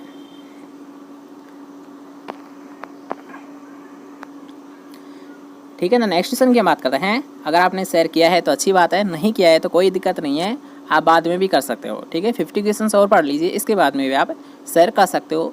बस यहाँ पर मेरी एक ही रिक्वेस्ट है कि आपको शेयर करना है ज़्यादा से ज़्यादा। ठीक है, तो सभी सुन लीजिए कि आपको बस कुछ नहीं करना है, इस वीडियो को ज़्यादा से ज़्यादा जितना हो सके उतना शेयर कर दीजिए। ठीक है, जिससे कि हमें भी कुछ बेनिफिट हो सके और जो आपके फ्रेंड है एग्रीकल्चर फ्रेंड उनको भी कुछ हेल्प हो सके। ठीक है, नेक्स्ट क्वेश्चन की हम बात करते हैं। नेक्स्ट क्वेश्चन आपसे पूछा गया है कि कोलेस्ट्रम में क्या भरपूर मात्रा में होता है? तो याद रखिए कोलेस्ट्रम, तो कोलेस्ट्रम किससे बोलता है यार? खीस को बोलता है। किसे बोलता है? खीस को बोलता है। और इसमें सबसे ज़्यादा कौन सा विटामिन पाया है? विटामिन ए पाया है। याद रखिएगा, खीस में सबसे ज़्यादा कौन सा होता है? विटामिन ए होता है, विटामिन ए होता है। नेक्स्ट क्वेश्चन की हम बात करते हैं। नेक्स्ट क्वेश्चन आपसे पूछा गया है कि ब्यूटाइरोमीटर का प्रयोग किसे नापने के लिए किया जाता है? किसे मापने के लिए किया जाता है? तो ये किया जाता है दूध में चिकनाई का अंश, चिकनाई का मतलब वसा की मात्रा ज्ञात करने के लिए। ब्यूटाइरोमीटर का प्रयोग किसे नापने के लिए किया जाता है? दूध का चिकनाई का अंश मतलब दूध में वसा की मात्रा ज्ञात करने के लिए ब्यूटाइरोमीटर का प्रयोग किया जाता है। नेक्स्ट क्वेश्चन आपसे पूछा गया है कि एंथ्रेक्स किसके कारण होता है? तो याद रखिएगा एंथ्रेक्स होता है जीवाणु के द्वारा। किसके द्वारा होता है एंथ्रेक्स रोग? ये होता है एक प्रकार के बैक्टीरिया के द्वारा होता है। नेक्स्ट क्वेश्चन आपसे पूछा गया है कि राजस्थान राज्य में कितने कृषि जलवायु क्षेत्र है? तो याद रखिएगा अगर आपसे पूछा राजस्थान में एग्रो क्लाइमेटिक जोन्स, तो राजस्थान में एग्रो क्लाइमेटिक जोन्स कितने होते हैं? 10 होते हैं। लेकिन अगर आपसे पूछा है पूरे भारत में कितने होते हैं एग्रो क्लाइमेटिक जोन्स, तो कितने होते हैं? 15 होते हैं। राजस्थान में कितने होते हैं? 10 होते हैं। भारत में कितने होते हैं? 15 होते हैं। नेक्स्ट क्वेश्चन की हम बात करते हैं। नेक्स्ट क्वेश्चन आपसे पूछा गया है कि राजस्थान की मृदा की सबसे महत्वपूर्ण मिट्टी कौन सी होती है? तो कौन सी होती है? रेगिस्तानी मिट्टी होती है। क्योंकि आप सभी को पता है कि राजस्थान में सबसे ज़्यादा जो हिस्सा पर जो मिट्टी होती है वो कौन सी होती है? रेगिस्तानी मिट्टी होती है। ठीक है, नेक्स्ट क्वेश्चन की हम बात करते हैं। नेक्स्ट क्वेश्चन आपसे पूछा है देश के कुल भौगोलिक क्षेत्रफल में राजस्थान का हिस्सा कितने % है? तो ये होता है 10.41%। याद रखिएगा कि जो टोटल होता है, ठीक है, टोटल जो भारत का जो भौगोलिक क्षेत्रफल है तो उसमें पूछा गया राजस्थान का हिस्सा तो कितना होता है? 10.41% हिस्सा होता है। ठीक है, याद रखिएगा। नेक्स्ट क्वेश्चन आपसे पूछा गया है। नेक्स्ट क्वेश्चन यार हाँ ओल्ड क्वेश्चन है तो इसे आप स्किप कर सकते हो, क्योंकि यहाँ पर आपको 2010 से 11 का डाटा पूछा गया है, तो इसे हम नहीं क्लियर करते हैं। नेक्स्ट क्वेश्चन की हम बात करते हैं। नेक्स्ट क्वेश्चन आपसे पूछा गया है कि चावल की संकर किस्म है, तो चावल की संकर किस्म कौन सी होती है? PRH-10। और PRH की फुल फॉर्म क्या होती है? Pusa rice hybrid. PRH की फुल फॉर्म क्या होती है? Pusa rice hybrid 10। ठीक है, याद रखिएगा। नेक्स्ट क्वेश्चन आपसे पूछा गया है भारत में किस फसल में GM किस्मों की व्यापारिक रूप से उगाया जाता है? यानी ऐसी कौन सी फसल है जिसको सबसे ज़्यादा व्यापारिक तौर पर, व्यापारिक मतलब सबसे ज़्यादा उगाया जाता है, तो वो कौन सी होती है? GM फसल वो होती है BT कॉटन। मतलब किसको ग्रो किया है सबसे ज़्यादा? कपास को ग्रो किया है। कौन सी? BT कॉटन को सबसे ज़्यादा ग्रो किया है। ठीक है, नेक्स्ट क्वेश्चन की हम बात करते हैं। तो नेक्स्ट क्वेश्चन आपसे पूछा गया है उत्पादन की दृष्टि से भारत की सबसे महत्वपूर्ण तिलहनी फसल कौन सी होती है? तो कौन सी होती है उत्पादन की दृष्टि से सबसे महत्वपूर्ण तिलहनी फसल? ये होती है सोयाबीन होती है। सोयाबीन में यहाँ प्रोटीन तो कितना होता है? 45% होता है और तेल की मात्रा कितनी होती है 20% होती है। ठीक है, नेक्स्ट क्वेश्चन की हम बात करते हैं। नेक्स्ट क्वेश्चन आपसे पूछा गया है कि पादपों को कितने आवश्यक पोषक तत्वों की आवश्यकता होती है। तो ये क्वेश्चन हमने आपको अभी बताया था कि अगर आपसे पूछा था कितने आवश्यक पोषक तत्वों की आवश्यकता होती है तो 17 की होती है। ठीक है, यहाँ कितने की आवश्यकता होती है 17 पोषक तत्वों की आवश्यकता होती है। और 17वां कौन सा जोड़ा गया था, निकिल को जोड़ा गया था। 17वां पोषक तत्व है वो कौन सा है, निकिल पोषक तत्व है। ठीक है, इसके साथ साथ मान लीजिए आपको ऐसा क्वेश्चन में देखने को मिल रहा है कि 16 आपको देखने को मिल रहा है ऑप्शन में, लेकिन 17 आपको देखने को ही नहीं मिल रहा है, तब आपका राइट आंसर क्या होगा, याद रखिएगा 16 होगा। ठीक है, अगर आपको ऑप्शन में 17 आवश्यक पोषक तत्व तो नहीं देखने को मिल रहा है तब आपका राइट आंसर क्या होगा, 16 होगा। लेकिन जब आपको मान लीजिए 16 भी देखने को मिल रहा है और 17 भी, तो आपका राइट आंसर क्या होगा, 17 होगा। ठीक है, ऐसी कंडीशन में जब आपको दोनों ही देखने को मिल रहे हैं तब तो आपका 17 होगा। लेकिन जब आपको मान लीजिए 17 नहीं देखने को मिलेगा तब आपका राइट आंसर क्या होगा, 16 होगा। ठीक है, इस बात का भी आपको विशेष ध्यान रखना है। नेक्स्ट क्वेश्चन आपसे पूछा गया है कि अमोनियम सल्फेट में सल्फर की मात्रा कितनी होती है, ये होती है 24%। कितनी होती है सल्फर की मात्रा, ये होती है 24%। नेक्स्ट क्वेश्चन आपसे पूछा गया है कि तोरिया तथा सरसों की बीज दर क्या होती है। तो इन दोनों की, तोरिया और सरसों की जो बीज दर होती है लगभग सेम होती है और वो कितनी होती है 5 से 6 किलोग्राम प्रति हेक्टेयर। कितनी होती है 5 से 6 किलोग्राम प्रति हेक्टेयर। ठीक है, नेक्स्ट क्वेश्चन की हम बात करते हैं। नेक्स्ट क्वेश्चन आपसे पूछा गया है कि एट्राजिन एक अनुशंसित शाकनाशी है, मतलब यहाँ एक सिलेक्टिव शाकनाशी है। किस फसल के लिए, गन्ना फसल के लिए। याद रखिएगा एट्राजिन है ये अनुशंसित शाकनाशी किस फसल के लिए होता है, गन्ना फसल के लिए होता है। और यहाँ पर अगर आपसे पूछा जाता है सिमेजिन, तो सिमाजिन किसके लिए होता है, मक्का के लिए होता है। याद रखिएगा दोनों ही मोस्ट इंपॉर्टेंट क्वेश्चन है कि एट्राजिन किसके लिए होता है, गन्ने के लिए, और सिमाजिन किसके लिए होता है, मक्का फसल के लिए अनुशंसित शाकनाशी होते हैं। नेक्स्ट क्वेश्चन आपसे पूछा गया है कि pH less than 8.5, EC less than नहीं मोर देन 4.0, और अगर आपसे पूछा था ESP लेस देन 50%। ठीक है, मतलब यहाँ पर आपको केवल एक अधिक है, यहाँ पर इलेक्ट्रिक कंडक्टिविटी मतलब विद्युत चालकता अधिक है, और pH भी कम है और ESP भी कम है। तो ये कंडीशन हमने आपको बताई थी कि अगर आपसे पूछा है लवणीय सोइल, तो लवणीय सोइल की केवल एक अधिक होती है, वो क्या होती है, विद्युत चालकता अधिक होती है। और अगर आपसे पूछा है सारिये, तो सारिये में केवल यहाँ विद्युत चालकता कम होती है और दोनों अधिक होती है। ठीक है, तो यहाँ पर आपको कौन सी कंडीशन देखने को मिल रही है, केवल यहाँ पर विद्युत चालकता अधिक है, तो राइट आंसर कौन सा होगा, लवणीय। नेक्स्ट क्वेश्चन आपसे पूछा गया भारत में किस फल का उत्पादन सबसे अधिक होता है। तो कौन सी फसल होता है यार, हाँ केले का उत्पादन सबसे अधिक होता है। याद रखा भारत में किस फल का उत्पादन सबसे अधिक लिया जाता है, वो लिया जाता है केले का। और अगर आपसे पूछता है भारत में सबसे ज़्यादा क्षेत्रफल पर किस फल को उत्पादन लिया जाता है, सॉरी यहाँ पर पूछा गया उत्पादन, तो उत्पादन तो सबसे ज़्यादा भारत में केला फसल का लिया जाता है। लेकिन अगर आपसे पूछता है कि भारत में ऐसा कौन सा फसल है जिसको सबसे ज़्यादा क्षेत्रफल पर उगाया जाता है, तब आपका राइट आंसर क्या होगा, यहाँ आम होगा। क्योंकि सबसे ज़्यादा क्षेत्रफल पर किसे उगाया जाता है, आम को उगाया जाता है। लेकिन सबसे ज़्यादा उत्पादन किसका होता है, केले का होता है। नेक्स्ट क्वेश्चन की हम बात करते हैं। नेक्स्ट क्वेश्चन आपसे पूछा गया है कि अंगूर है एक, तो अंगूर क्या होता है, उप उष्ण कटिबंधीय फल होता है। क्या होता है, उप उष्ण कटिबंधीय फल होता है। नेक्स्ट क्वेश्चन की हम बात करते हैं। नेक्स्ट क्वेश्चन आपसे पूछा गया है कि सेब की व्यापारिक प्रवर्धन विधि कौन सी होती है। तो याद रखिएगा सेब का जो प्रवर्धन किया जाता है ये किसके द्वारा किया जाता है, ये किया जाता है कलम लगाकर। नेक्स्ट क्वेश्चन की हम बात करते हैं। नेक्स्ट क्वेश्चन आपसे पूछा गया है कि पपीते का कौन सा भाग भोज्य पदार्थ है, मतलब कौन सा इसका भाग खाया जाता है। भोज्य पदार्थ मतलब पपीते का कौन सा भाग खाया जाता है। तो ये क्वेश्चन भी हमने आपको कई बार बताया है कि पपीते का मध्य फल भित्ति खाया जाता है। कौन सा भाग खाया जाता है, पपीते का वो खाया जाता है मध्य फल भित्ति, मतलब मीजोकार्प खाया जाता है। नेक्स्ट क्वेश्चन आपसे पूछा गया कौन सी आम की संकर किस्म है। तो आम की संकर किस्म कौन सी होती है, आम्रपाली होती है। संकर किस्म कौन सी होती है, आम्रपाली होती है।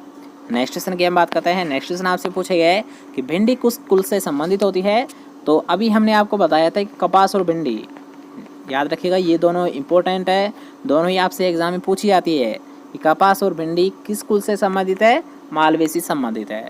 कपास और भिंडी का कुल कौन सा होता है, मालवेसी होता है। कौन सा होता है, मालवेसी होता है। नेक्स्ट क्वेश्चन की हम बात करेंगे। नेक्स्ट क्वेश्चन आपसे पूछा गया है कि विश्व का फूलगोभी का सबसे बड़ा उत्पादक राष्ट्र है। तो कौन सा होता है, भारत होता है। विश्व का फूलगोभी का सबसे बड़ा उत्पादक राष्ट्र कौन सा है, भारत है। नेक्स्ट क्वेश्चन की हम बात करते हैं कि बंद गोभी की बीज दर क्या होती है। तो बंद गोभी की बीज दर क्या होती है 400 ग्राम प्रति हेक्टेयर। बंद गोभी की बीज दर क्या होती है लगभग 400 ग्राम प्रति हेक्टेयर। नेक्स्ट क्वेश्चन की हम बात करते हैं। नेक्स्ट क्वेश्चन याद रखिएगा कि संपूर्ण देश में राजस्थान किस उत्पाद का सबसे बड़ा उत्पादक है। यहाँ पर याद रखिएगा किस उत्पाद का, मतलब किस प्रोडक्ट का सबसे बड़ा उत्पादक राष्ट्र है, राज्य है वो राजस्थान है। वो किसका होता है, ऊन का होता है। याद रखिएगा यहाँ पर, यानी आप ऐसे मान सकते हो सबसे ज़्यादा यहाँ पर प्रोडक्शन किसका लिया जाता है, बाई प्रोडक्ट का। ठीक है, यहाँ पर आपसे पूछे एग्रीकल्चर कौन सा ऐसा प्रोडक्ट है जिसका सबसे ज़्यादा उत्पादन राजस्थान में लिया जाता है, तो कौन सा होता है, ऊन होता है। कौन सा होता है, ऊन होता है जिसका सबसे ज़्यादा प्रोडक्शन लिया जाता है। नेक्स्ट क्वेश्चन आपसे पूछा गया है कि संपूर्ण देश में किसकी जनसंख्या में राजस्थान का सबसे बड़ा हिस्सा है। तो याद रखिएगा राजस्थान, मतलब यहाँ पर आपको जो तुलना की जा रही है भारत में की जा रही है। ठीक है, तो भारत में जो भेड़ों की संख्या है वो सबसे ज़्यादा कहाँ पर है, राजस्थान में है।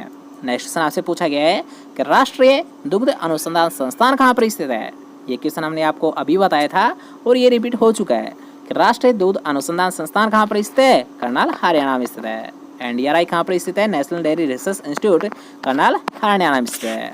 नेक्स्ट क्वेश्चन की हम बात करते हैं। नेक्स्ट क्वेश्चन आपसे पूछा गया है कि ICMR के अनुसार दूध की प्रतिदिन प्रति व्यक्ति अनुशंसित मात्रा कितनी होती है। अनुशंसित मतलब आवश्यक मात्रा, तो कितनी होती है 250 ग्राम प्रतिदिन। याद रखिएगा अगर आपसे पूछे दूध की मात्रा, तो दूध की तो होती है 250 ग्राम प्रतिदिन, और अगर आपसे पूछता है सब्जी की प्रतिदिन मात्रा तो कितनी होती है 300 ग्राम प्रतिदिन। ठीक है, याद रखिएगा। और ये जो मात्रा दी जाती है इनका जो निर्धारण किया जाता है ये किसके द्वारा किया जाता है, ये किया जाता है ICMR के द्वारा किया जाता है। ठीक है, नेक्स्ट क्वेश्चन की बात करेंगे। नेक्स्ट क्वेश्चन आपसे पूछा गया है कि गाय की द्विउद्देशीय नस्ल कौन सी है। तो यार डबल पर्पज़ के लिए, तो ये क्वेश्चन अभी इसी वीडियो में यार 3 बार रिपीट हो चुका है। ठीक है, तो याद रखिएगा आपको ये पता चल गया होगा कि कितना इंपॉर्टेंट क्वेश्चन है ये, कि गाय की द्विउद्देशीय नस्ल कौन सी होती है, थारपारकर होती है। नेक्स्ट क्वेश्चन आपसे पूछा गया है कि मवेशियों में एंथ्रेक्स रोग का कारण होता है। तो याद रखिएगा मवेशियों में जो एंथ्रेक्स रोग होता है इसका कारण क्या है, जीवाणु। याद है जीवाणु के द्वारा एंथ्रेक्स रोग होता है। ठीक है, याद रखिएगा। नेक्स्ट क्वेश्चन आपसे पूछा गया है मांस का परीक्षण सामान्यतः किस तापमान पर किया जाता है। तो ये क्या है 0 से 3 डिग्री सेंटीग्रेड तापमान पर। याद रखिएगा जो मांस का परीक्षण किया जाता है, जो इसका जो प्रिजर्वेशन किया जाता है ये कितनी डिग्री सेंटीग्रेड तापमान पर किया जाता है, ये क्या है 0 से 3 डिग्री सेंटीग्रेड तापमान पर किया जाता है। नेक्स्ट क्वेश्चन आपसे पूछा गया है कि मक्खन में चर्बी की प्रतिशत मात्रा होती है लगभग कितने प्रतिशत होती है, ये आपसे पूछा गया है। तो चर्बी की मात्रा होती है, ये होती है 80%। नेक्स्ट क्वेश्चन आपसे पूछा गया है पूर्णतः गाय के दूध से बने खोआ में प्रोटीन की प्रतिशत मात्रा होती है, लेकिन होती कितनी, ये आपसे पूछा गया है। याद रखिएगा यहाँ पर आपसे पूछा है जो, यानी जो खोआ, जो मावा आप देसी भाषा में बोलते हो, तो मावा में गाय के दूध से जो बनता है उसमें प्रोटीन की मात्रा कितनी होती है। तो कितनी होती है 20% होती है। और अगर आपसे पूछता है भैंस, तो भैंस के में कितनी होती है 21% होती है। अब यहाँ पर मान लीजिए खोआ की जब बात की जा रही है तो एक और इनसे संबंधित एक और मोस्ट इंपॉर्टेंट क्वेश्चन बनता है, वो क्या होता है, याद रखिएगा कि वो होता है कि गाय का तो सबसे बेस्ट क्या बनता है, छेना बनता है। याद रखना छेना तो सबसे अच्छा किसका बनता है, गाय के दूध का बनता है। और भैंस के दूध का क्या बनता है, सबसे अच्छा खोआ बनता है, मावा बनता है। सबसे अच्छा खोआ तो किसका बनता है, भैंस के दूध का, और छेना सबसे अच्छा किसका बनता है, गाय के दूध का बनता है। ठीक है, याद रखिएगा। नेक्स्ट क्वेश्चन आपसे पूछा गया है कौन सा तत्व कोशिका भित्ति की रचना के लिए आवश्यक तत्व होता है। तो याद रखिएगा कोशिका भित्ति के लिए आवश्यक तत्व है तो कौन सा होता है, कैल्शियम होता है। याद रखिएगा कोशिका भित्ति की आपको रचना करनी है तो कौन सा आवश्यक तत्व होता है, कैल्शियम। नेक्स्ट क्वेश्चन आपसे पूछा गया है कि धान की फसल का अनुहरण खरपतवार है, और अनुहरण का मतलब अभी आपको बताया गया था कि क्या होता है, नकलची खरपतवार। मतलब आपसे क्वेश्चन में पूछा गया है कि धान की फसल का नकलची खरपतवार कौन सा होता है, तो कौन सा होता है, एकाइनोक्लोवा क्रूसगेली। क्या होता है, एकाइनोक्लोवा क्रूसगेली। मतलब ये किसका नाम होता है, सांवा का होता है। याद रखिएगा सांवा का होता है। मतलब धान का जंगली खरपतवार या फिर अनुहरण खरपतवार या फिर नकलची खरपतवार क्या होता है, सांवा घास होता है। ठीक है, याद रखिएगा। नेक्स्ट क्वेश्चन आपसे पूछा गया है कि मक्का की इष्टतम फसल ज्यामिति क्या है। मतलब याद रखिएगा यहाँ पर आपसे पूछा है कि जो क्रॉपिंग स्पेसिंग जो डिस्टेंस रखी जाती है, आप डायरेक्ट याद रखिएगा जो डिस्टेंस रखी जाती है वो कितनी रखी जाती है मक्के में, ये रखी जाती है 60 × 25 सेंटीमीटर।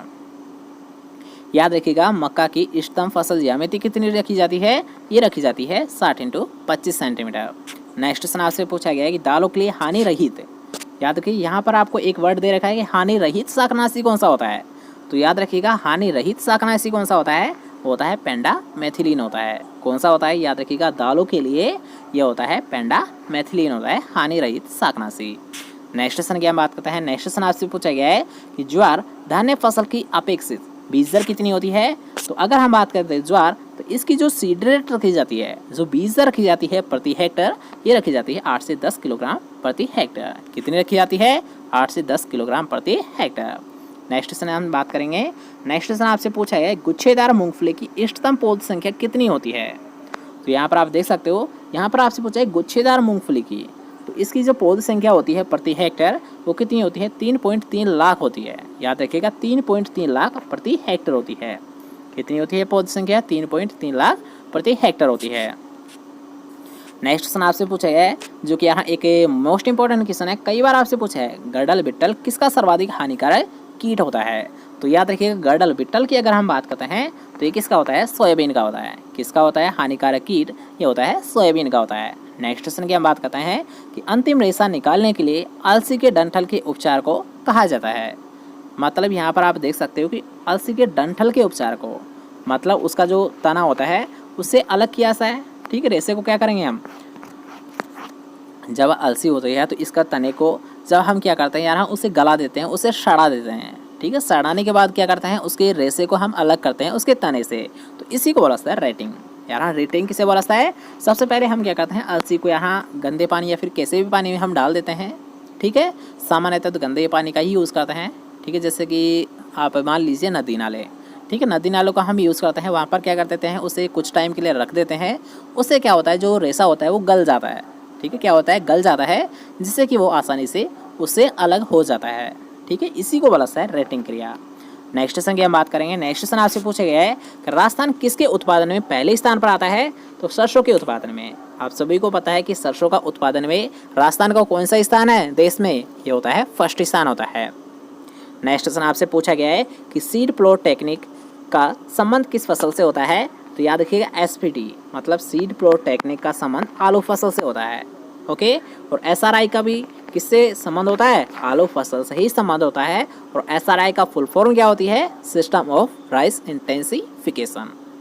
ओके, नेक्स्ट क्वेश्चन की हम बात करते हैं। नेक्स्ट क्वेश्चन एक सिलेक्टेड क्वेश्चन है, एक वेरी वेरी इंपॉर्टेंट क्वेश्चन है कि प्रमाणित बीज के लेबल का रंग कौन से कलर का होता है, कौन से रंग का होता है। तो ये होता है नीला रंग का होता है। किस प्रकार का होता है, टैग प्रमाणित बीज पर ये होता है नीले कलर का टैग होता है। और प्रमाणित बीज किसको दिया सा है, किसानों को दिया सा है। नेक्स्ट क्वेश्चन की हम बात करते हैं। नेक्स्ट क्वेश्चन आपसे पूछा गया है कि स्टोमेटा का खुलने तथा बंद होने में अंतर्गत पोषक तत्व कौन सा होता है। मतलब यहाँ स्टोमेटा मतलब रंध्रों के खुलना और बंद होना, ये किस पर निर्भर करता है, ये आपसे पूछा गया है। किस पोषक तत्व पर निर्भर करता है। तो ये निर्भर करता है पोटास पर। याद रखिएगा रंध्रों का खुलना और बंद होना ये किस पोषक तत्व पर निर्भर करता है, ये करता है पोटास पर करता है। ठीक है, याद रखिएगा ये भी एक सिलेक्टेड क्वेश्चन है।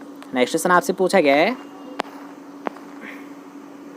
कि स्थानांतरित बालू के टीबे या जो टीले होते हैं राजस्थान के किस हिस्से में रुकावट बनते हैं। तो याद रखिएगा जो सैंड डोन्स होते हैं, ठीक है, सैंड होते हैं, तो ये किस हिस्से में बनता है, ये होता है पश्चिम में बनता है। वैसे इस क्वेश्चन को आप छोड़ सकते हो क्योंकि ये राजस्थान का क्वेश्चन है, ये आपसे पूछा नहीं जा सकता। नेक्स्ट क्वेश्चन की हम बात करेंगे। नेक्स्ट क्वेश्चन आपसे पूछा गया है कि आम का प्रत्यारोपण करने का सर्वोत्तम समय कौन सा होता है। यहाँ पर आपको दिया गया है प्रत्यारोपण। प्रत्यारोपण का मतलब होता है यहाँ ट्रांसप्लांट। जब इसकी नर्सरी तैयार की जाती है तो इस नर्सरी से जो मेन फील्ड होता है इसका, तो उसमें जो ट्रांसफ़र किया जाता है उसका उचित समय क्या होता है, ये आपसे पूछा गया है। तो कौन सा होता है आम का प्रत्यारोपण करने का सबसे उत्तम समय, ये होता है जुलाई से सितंबर के मध्य होता है। क्या होता है, जुलाई से सितंबर के मध्य होता है। नेक्स्ट क्वेश्चन आपसे पूछा गया है कि बेर की देर से पकने वाली किस्म कौन सी होती है। तो होती है उमरान होती है। कौन सी होती है, याद रखिएगा बेर की देरी से पकने वाली किस्म ये होती है उमरान होती है। नेक्स्ट क्वेश्चन आपसे पूछा गया है कि जालोर सीडलेस किसकी किस्म होती है। तो याद रखिए एक मोस्ट इंपॉर्टेंट क्वेश्चन है ये कि जालोर सीडलेस किसकी किस्म होती है, अनार की होती है। किसकी होती है, अनार की होती है। नेक्स्ट क्वेश्चन की हम बात करेंगे कि विथानिया सोमनीफेरा है। तो विथानिया सोमनीफेरा मतलब अश्वगंधा। विथानिया सोमनीफेरा मतलब अश्वगंधा। तो अश्वगंधा क्या होता है, एक प्रकार का औषधीय प्लांट होता है। क्या होता है अश्वगंधा? एक प्रकार का औषधीय मतलब मेडिसिनल प्लांट होता है। नेक्स्ट क्वेश्चन है जो कि आज का हमारा लास्ट क्वेश्चन रहने वाला है। इसके बाद में हम नेक्स्ट लेक्चर में कंप्लीट करेंगे हमारे 500 मोस्ट इंपॉर्टेंट क्वेश्चंस को। ठीक है, तो लास्ट का क्वेश्चन है कि अल्फांजो किस स्थान की आम की प्रसिद्ध किस्म है? तो ये होती है रत्नागिरी की। याद रखिएगा, अल्फांजो किस स्थान की आम की प्रसिद्ध किस्म है? ये होती है रत्नागिरी की। और इसके साथ साथ आप एक और पॉइंट नोट कर लीजिए कि अल्फांजो में सबसे ज़्यादा जो स्पंजी टिश्यू प्रॉब्लम है ये सबसे ज़्यादा देखी जाती है। कि स्पंजी टिश्यू जो प्रॉब्लम आती है, जो समस्या आती है, ये सबसे ज़्यादा किस में आती है? अल्फांजो किस्म में आती है। और अल्फांजो किसकी किस्म होती है? आम की होती है। ठीक है, तो आज के लिए बस नहीं। और इसके साथ तो आज के लिए बस नहीं। कैसा लगा आज का वीडियो कमेंट करके ज़रूर बताइए। अगर आपको वीडियो पसंद आया जल्दी से वीडियो को लाइक कीजिए, इस वीडियो को ज़्यादा से ज़्यादा शेयर कीजिए। अब यहाँ पर याद रखा, आपके लिए इतनी स्ट्रगल किया है, आपके लिए यहाँ पर 500 मोस्ट इंपॉर्टेंट क्वेश्चंस को कलेक्ट किया है, तो आपका इतना तो हक बनता है ना, इस वीडियो को ज़्यादा से ज़्यादा शेयर करें। तो जल्दी से इस वीडियो को शेयर कीजिए। हम इसका एम रखते हैं, इसका टारगेट रखते हैं 1K व्यूज़। ठीक है, तो जल्दी से 1K व्यूज़ को कंप्लीट करिए। देखते हैं आप कितने जल्दी करते हो। ठीक है, तो जल्दी से जितने भी स्टूडेंट देख रहे हैं उन सभी को एक रिक्वेस्ट है कि आप सभी इस वीडियो को ज़्यादा से ज़्यादा शेयर कीजिए ताकि हम इस वीडियो को एम कंप्लीट कर सकें। ठीक है, तो जल्दी से शेयर कीजिए। इसके साथ साथ मिलते हैं कोई नेक्स्ट इंपॉर्टेंट जय हिंद, bye bye, take care, best of luck.